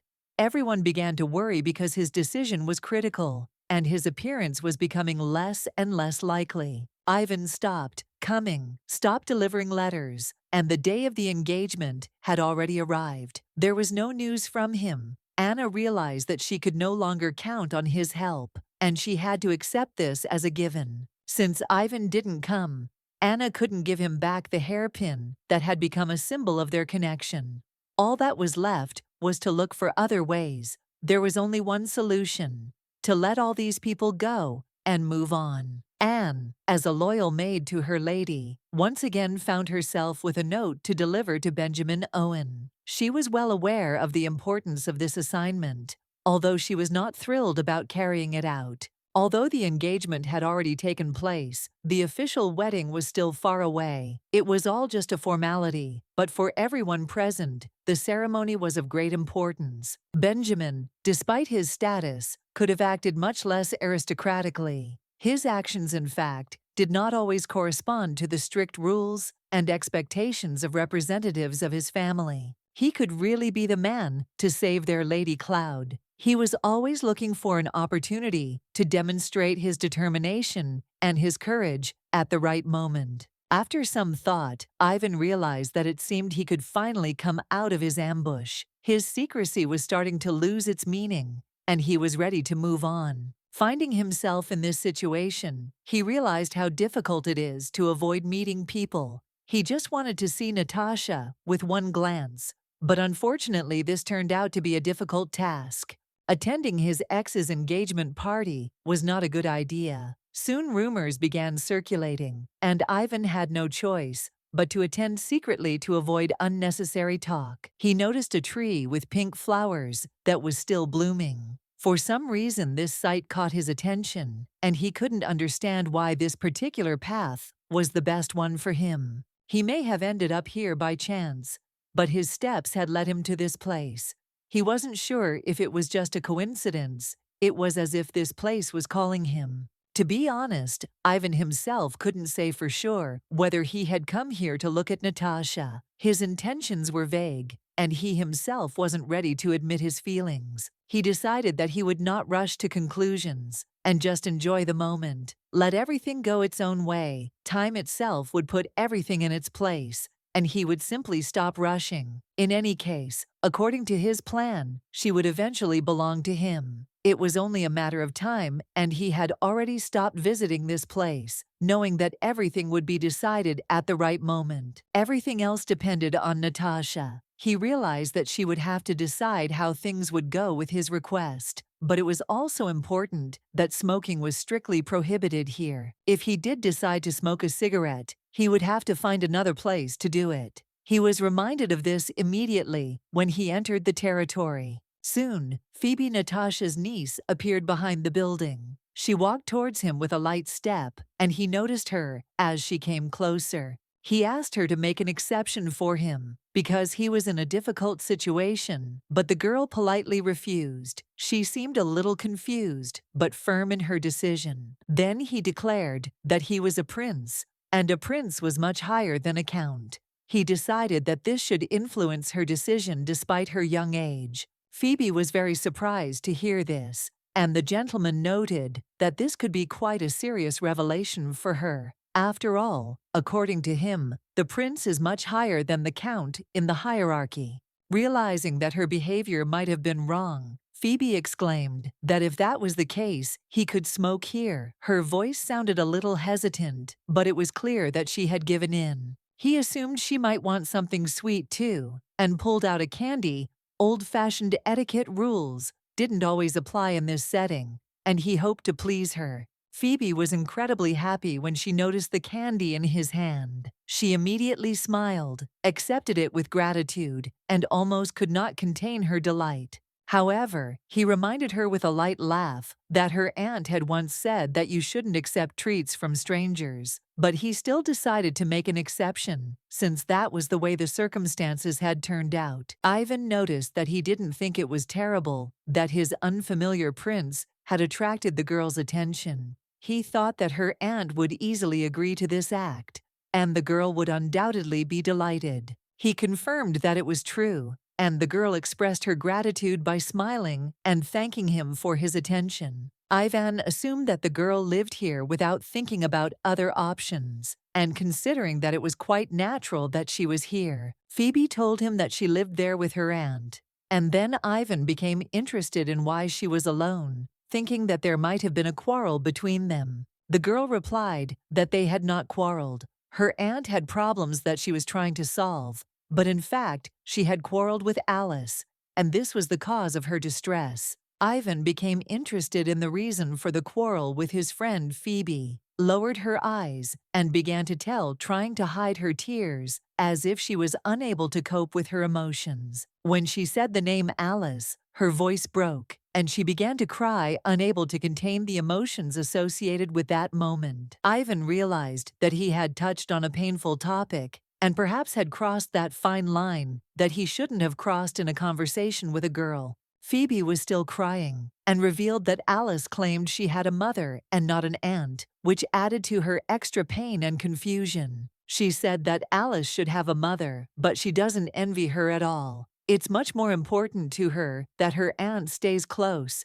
and is her real person. Phoebe continued, saying that her aunt was much kinder, smarter, prettier, and also much better than those she considered her family. At some point, Ivan, seeing her despair, took the girl in his arms, trying to at least console her a little in this difficult moment filled with emotions. The girl confidently said that she really thought so, but added that one should not be angry with other mothers. This lesson was taught to her by her aunt, who always taught her to be kind. She noticed that Alice mentioned that Phoebe had no mother. The prince took care of the girl, and as a sign of attention, gave her a handkerchief that calmed her down and gave her a feeling of warmth. The prince replied that everything would be fine, and that Phoebe would be able to cope without her mother because she was old enough to adapt to new circumstances. Everything would be fine. The girl smiled happily, and Ivan, looking at her, said that he himself had once grown up with a nanny. He was sure that she would grow up good and strong, despite the absence of a mother figure. The prince gently advised her not to cry and to continue enjoying the candies because he still had a whole pack. He wanted the girl to feel calmer and happier. Ivan noted that this little girl was very cute, and he enjoyed watching her innocent games. Her smile gave him some unusual feeling of warmth and joy. There was something strangely familiar about her features. Ivan couldn't figure out what it was, but the feeling didn't leave him. He felt that this meeting had some special meaning. He turned to the girl, and after thinking for a moment, said that he wanted to ask her something from her aunt. He hoped that she would be willing to share important information with him. Ivan asked the girl if it was true that her aunt was really beautiful. He was a little puzzled because he couldn't quite figure out what feelings were tormenting him about her family. The man grabbed the girl's hand and told her not to move. He told her to comfort him, but the girl tried to explain that she couldn't do that because she was a maid, or Natasha.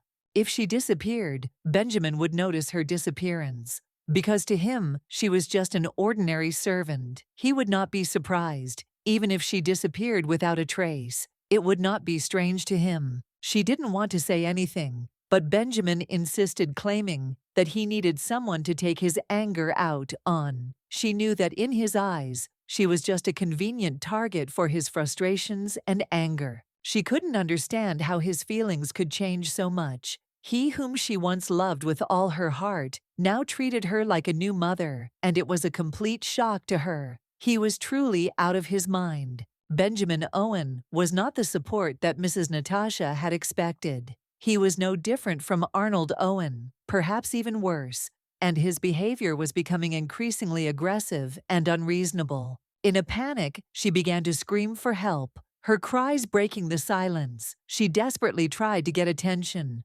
hoping that someone would hear her and save her, but she knew that she was alone in this nightmare. But instead of helping, he walked up to her and started hitting her, throwing her to the floor. His words that she was just a crazy girl cut her heart. He left her no chance of salvation. He ordered everyone to leave and not to come in. He locked the door as if her presence was unbearable to him, and her suffering did not bother him. He made everyone leave, leaving her completely alone and afraid. Anna couldn't understand why she had to endure all this. It was unfair, and her soul, filled with pain, couldn't find an explanation for why she had to go through such a test full of humiliation and fear. Maybe it was because she was a maid, or maybe it was because she was now a servant with no right to protection. Her situation was clear, but it didn't help her cope with what was happening. Anna felt like her life was hanging by a thread. She was helpless and could not afford herself any emotions or rights.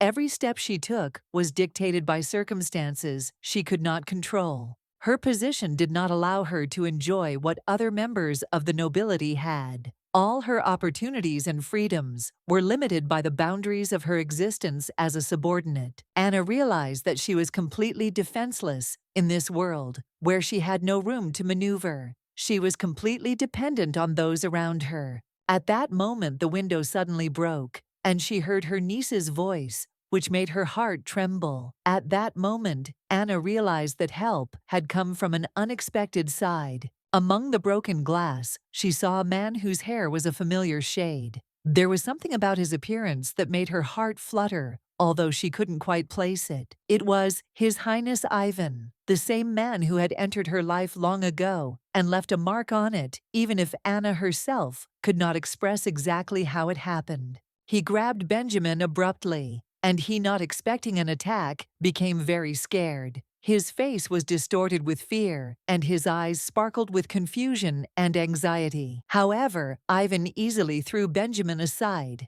and at the same moment, Phoebe rushed to her aunt, ready to protect her. It was her first attempt to help in such a critical situation. Suddenly, a servant burst into the room and tried to stand in Ivan's way, intending to stop him. But his attempt looked too weak and hopeless in the presence of a high-born man. Ivan, ignoring the servant, coldly ordered him to remain where he was, without moving. His words were full of threat, and everyone in the room felt the tension emanating from his voice. He emphasized that if the servant did not want to be next in this chain of punishment, then it was better for him not to interfere in what was happening. Fear was in the air and everyone was on edge. Ivan had absolutely no idea what was going on or why he was here. He felt uneasy, but his mind couldn't process all the information quickly, which led to confusion. He looked at Anna and couldn't understand why she was crying all the time. It irritated him, although he didn't know what exactly was behind her tears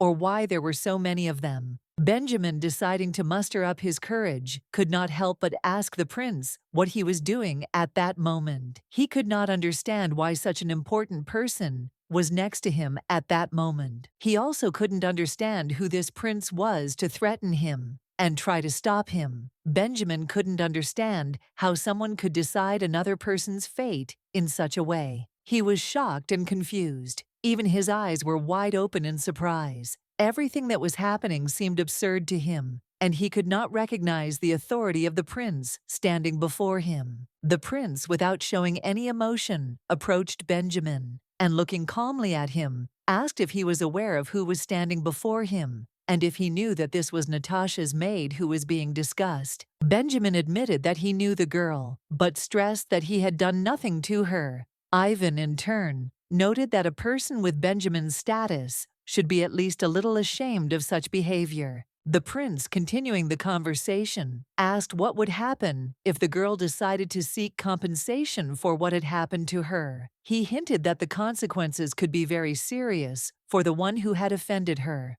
Benjamin, not understanding the essence of the question, waved it off and said that he had no idea what the prince was talking about. He was sure that the maid herself went to him, and he was not to blame for what happened. However, Ivan, remaining calm and confident in his words, emphasized that his statement was just an empty excuse. If he, the prince, took the girl's side, the consequences could be unpleasant for Benjamin if the case went to court. He was interested in what compensation Benjamin was willing to offer. After all, it turned out that he was going to marry her, and this changed many plans.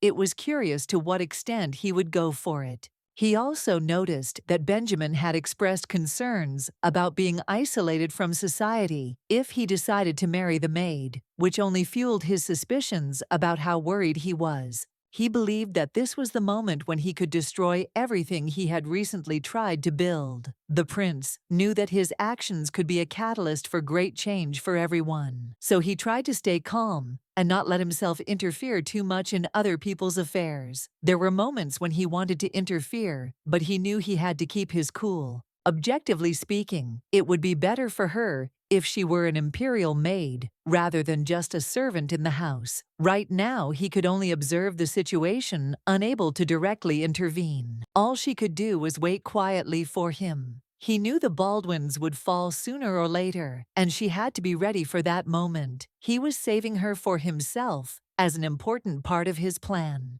Instead of risking her life on a minor mission, she needed to stay in the shadows. Soon he would take her, and then everything would change. Her life would be much simpler and safer. He promised her that she would live next to him, without worrying about anything. Natasha's engagement was called off. And all this happened thanks to the actions of the knights who detained Benjamin, accusing him of using drugs. Because he was the son of a groom involved in fraud, the ceremony had to be suspended. All that remained were the external decorations, which were more reminiscent of what had not taken place. Meanwhile, the maid spent the rest of the day in anxiety. The gossip about the cancelled ceremony only grew stronger, and many began to discuss the fact that the master had not reported the incident personally. They found themselves in a situation that was a carefully planned trap designed specifically for Mr. Benjamin. It was too obvious, and he found himself in the middle of it, unaware of the consequences that were to come. Only one person remained calm in the midst of this chaos,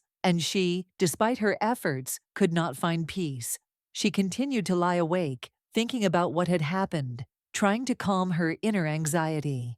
Fig, realizing the gravity of the situation, was very worried about her. But as soon as she managed to close her eyes and fall asleep, she felt relief. Sleep seemed to be a salvation that brought peace. If it weren't for her friends, this night would have been even more difficult. They assured her that they could cope without her help, leaving her the opportunity to at least rest a little and not worry about what was happening. Thanks to her friends' support, she was able to leave work a little earlier, wash herself in peace and calm. Phoebe down, which was important for her condition. It was a moment when she felt grateful for their help. At that moment, she realized how lucky she was. Without their help, she would not have been able to cope with the situation that was so stressing her out and leaving her with a feeling of anxiety that for a moment made her lose faith in herself. Nothing terrible had happened in the end, although she couldn't help but think about how it could have ended. There was this anxiety in her thoughts that still echoed in her head, but everything was fine. In the end, she realized that there were no other reasons. Even if she had to lie at work, she would not doubt it. Sometimes the truth was too painful and offensive to speak about it openly. Anna couldn't hold back her tears when the thought came to her mind that maybe it was magic. Her brain couldn't hold back her anxiety, and her thoughts went far away to where reality intertwined with her own fears. When she looked up at the sky, which was amazingly blue and clear, bright blonde hair appeared in her field of vision, as if something extraordinary and magical was manifesting at that moment. It was mysterious and strange. It was because of her that he was in danger, but you could see the determination in his eyes. She felt like he was like a savior sent by God himself to intervene in the situation and change its course. She wanted him so much to be there, to be at home safe, where a knight with a smile could defeat a villain. This was her wish, her dream, where everything ended happily and everything was in its place.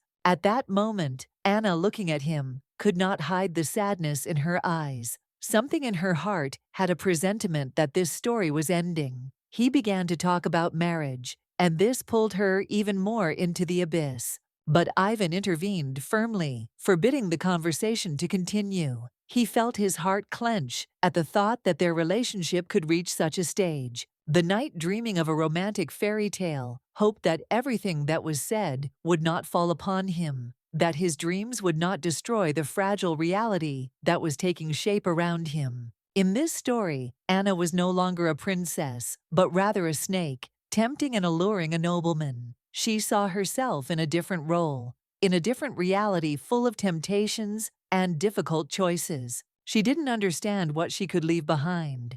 And even more so, she didn't realize that her name could remain in memory, like a shadow that disappeared without a trace. And even she herself was doubtful about this. It was a shame, but despite all this pain, she continued to hope for something impossible. It was as if she had forgotten that she was actually just a servant whose presence no one noticed. Anna, as expected, understood that she had to return the gift. Everything she received at that moment became part of someone else's life, someone else's dreams. She knew that this gift had no place in her life. She was reassured that it was not too late to deal with what she was feeling, and the fact that her expectations were unlikely to match reality. This was the moment when she needed to let go of illusions. When Anna opened the closet, she couldn't understand what had happened. Things were scattered, as if someone had broken into her personal space and turned everything upside down. It was a mess that had no explanation. The room was in chaos. Every detail was broken. Every object was out of place. It was strange and disturbing, but she didn't know how to explain it. Anna looked for her hairpin, but it was nowhere to be found. It was the only thing she couldn't find in this mess. Questions flashed through her head, but they remained unanswered. Anna was not the only one to experience loss. Other maids also complained about missing valuables, necklaces given to them as birthday presents by their mothers. This was no simple misunderstanding. Earrings, the jewelry they valued so much, were also missing. The maids reported these losses, and now it was necessary to make a list of what was stolen, assess the damage, figure out what and how much was lost. She couldn't describe it all to the end, because this gift was from the prince himself. It was a gift that not everyone would be given, and its meaning was hidden behind the external simplicity. She overheard a maid talking about how the Marquis of Owen's maids might have been involved. Such talk should not have been overheard, but it left her wondering.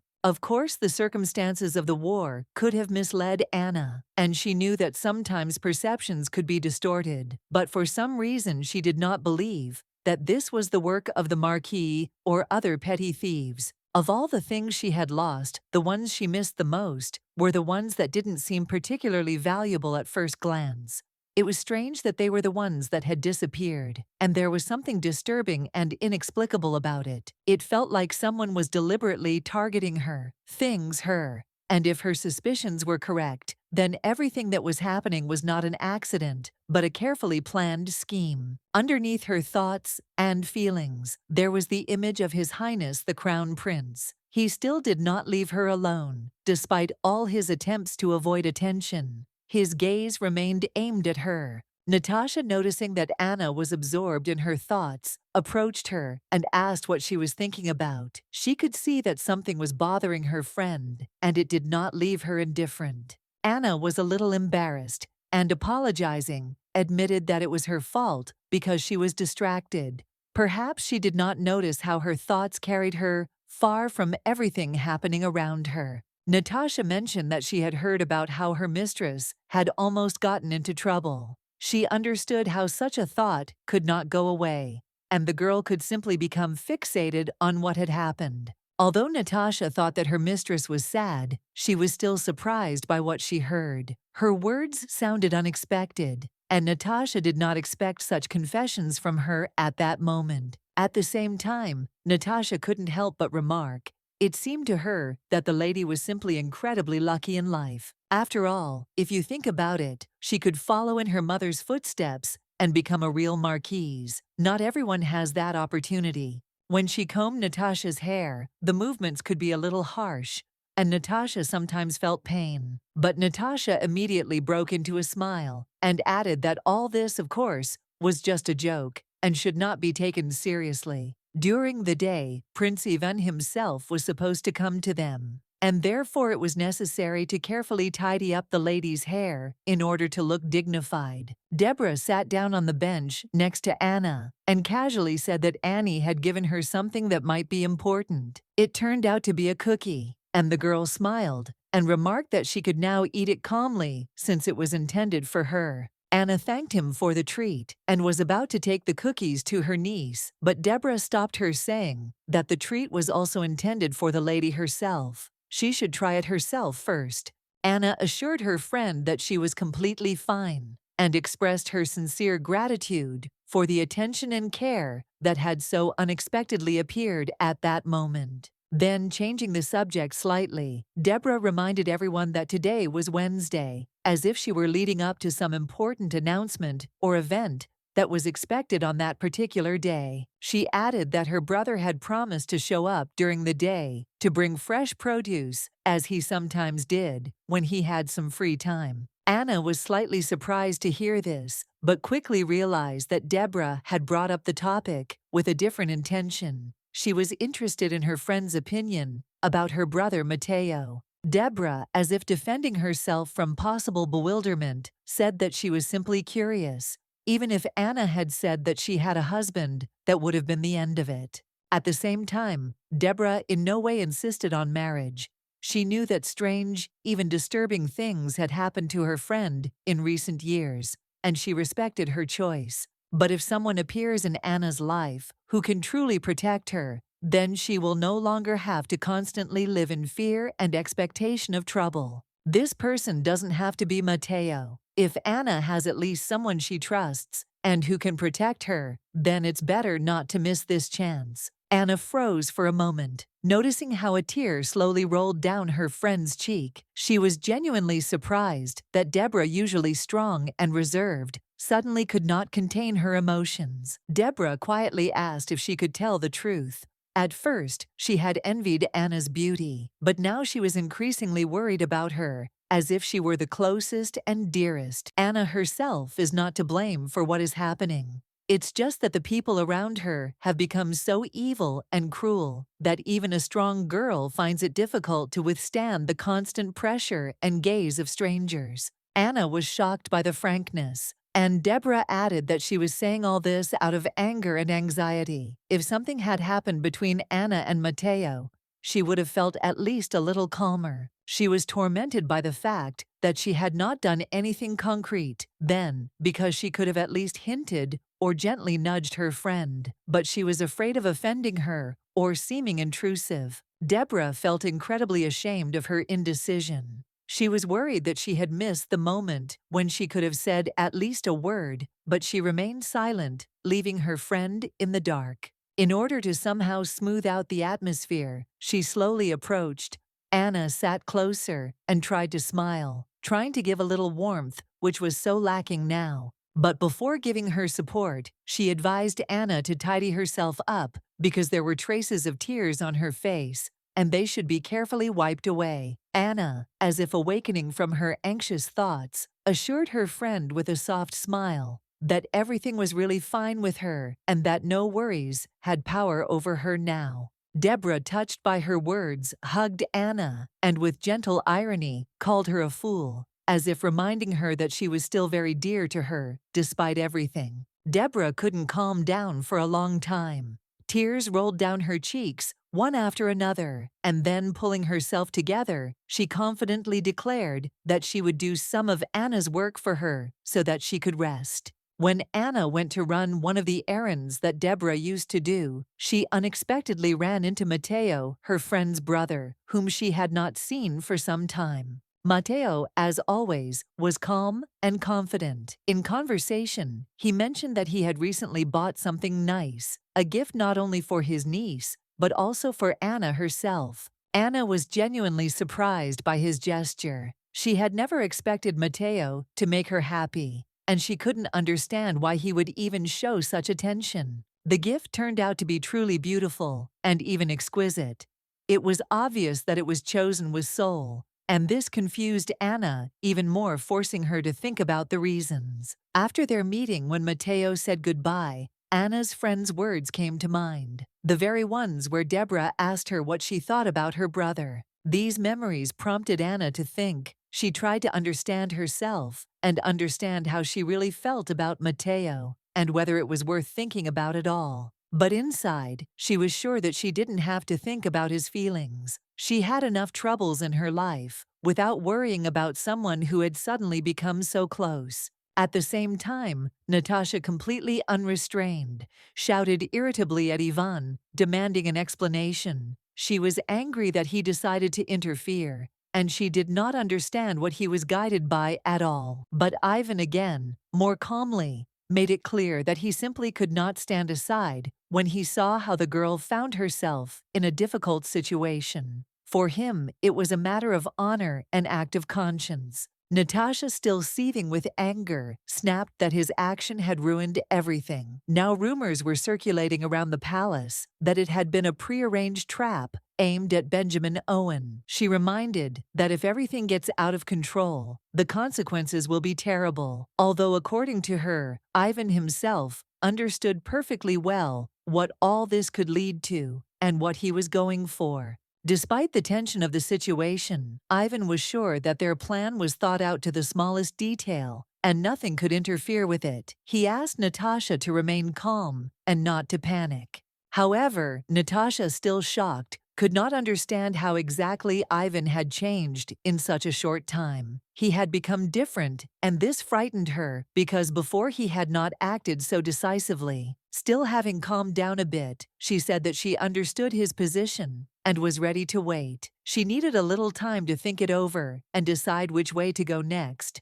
Deep down, Natasha knew that everything that was happening was part of a larger plan, and she would cope. Ivan asked an important question. Was there another path for her, other than the one they had already chosen? Natasha thought about her future and told herself that this house would fall sooner or later, and she would start a new life by her own rules. Perhaps she would take only the maid with her as her only companion. She clearly realized that if she kicked Anna out, Ivan would not support her decision. Anna was smart and worthy, and Natasha understood that this was noticeable even to those who rarely acknowledged someone else's intelligence. In the morning, she couldn't hold back and snapped at Anna, spilling everything that had built up. Not because she was guilty, but because of the feeling that everything was falling apart because of her. She was shocked by how little she knew about people and their ambitions. She hoped that it might still work, that the plan she had chosen would lead to happiness. Although deep down, she knew that perhaps she was lying to herself. All she felt was a mixture of irritation, curiosity, and something that felt like a weak attempt to justify herself. It wasn't pure malice, but it wasn't kind either. Perhaps in trying to hurt Anna, she unconsciously wanted to hurt herself. Ivan casually asked if she was going to take a maid with her if she decided to leave. Natasha was a little surprised by his interest, but quickly replied that perhaps she would like to take the maid with her. This gave her a sense of at least some certainty. Then Ivan confidently noted that given her character and position, she would be able to get everything she wanted, even if it was two maids who were ready to be there at all times. Natasha smiled and noted that it would be difficult for her to live alone anyway. She would have to take at least a couple of smart maids who could support her in everyday life and thoughts. Ivan, trying to remain reserved, replied that this was most likely how it would be. However, Natasha caught a strange coldness in his voice and did not understand its cause. She looked at him carefully and asked with slight doubt where he had been looking all this time. Her words suggested an attempt to understand what was going on in his mind. The prince did not think long and calmly replied that he was not looking at anything special. He was simply looking out the window, as if trying to find answers to his thoughts there. Ivan gently reminded her that Natasha had not yet fully recovered, and this was evident from her behavior. He wanted to warn her not to make hasty conclusions and decisions. Natasha looked at the cup in front of her and noted with irony that the black tea in it seemed to be hinting that it needed to be brewed stronger, as if the tea reflected her inner state. Ivan quietly noticed that she had made a mistake again and advised her to call the maid. Perhaps she should rest a little and come to her senses with someone's caring help. When Anna came at the mistress's call, she hoped that everything was fine. This is not a bedroom, but a living room, so everything should be in order. She informed the lady that she had already brought tea. The lady said that she should come in, and also noted that she and the gentleman had made a bet. Ivan didn't understand what she was talking about, and Natasha simply meant that he promised that he would remember the name of her maid. And then the gentleman asked what she wanted, and Natasha said that she needed a lot of things, but first she needed to know the results, whether he won or not. He pointed out that she could just call it a gift, and Natasha assumed that he would simply continue to protect his pride.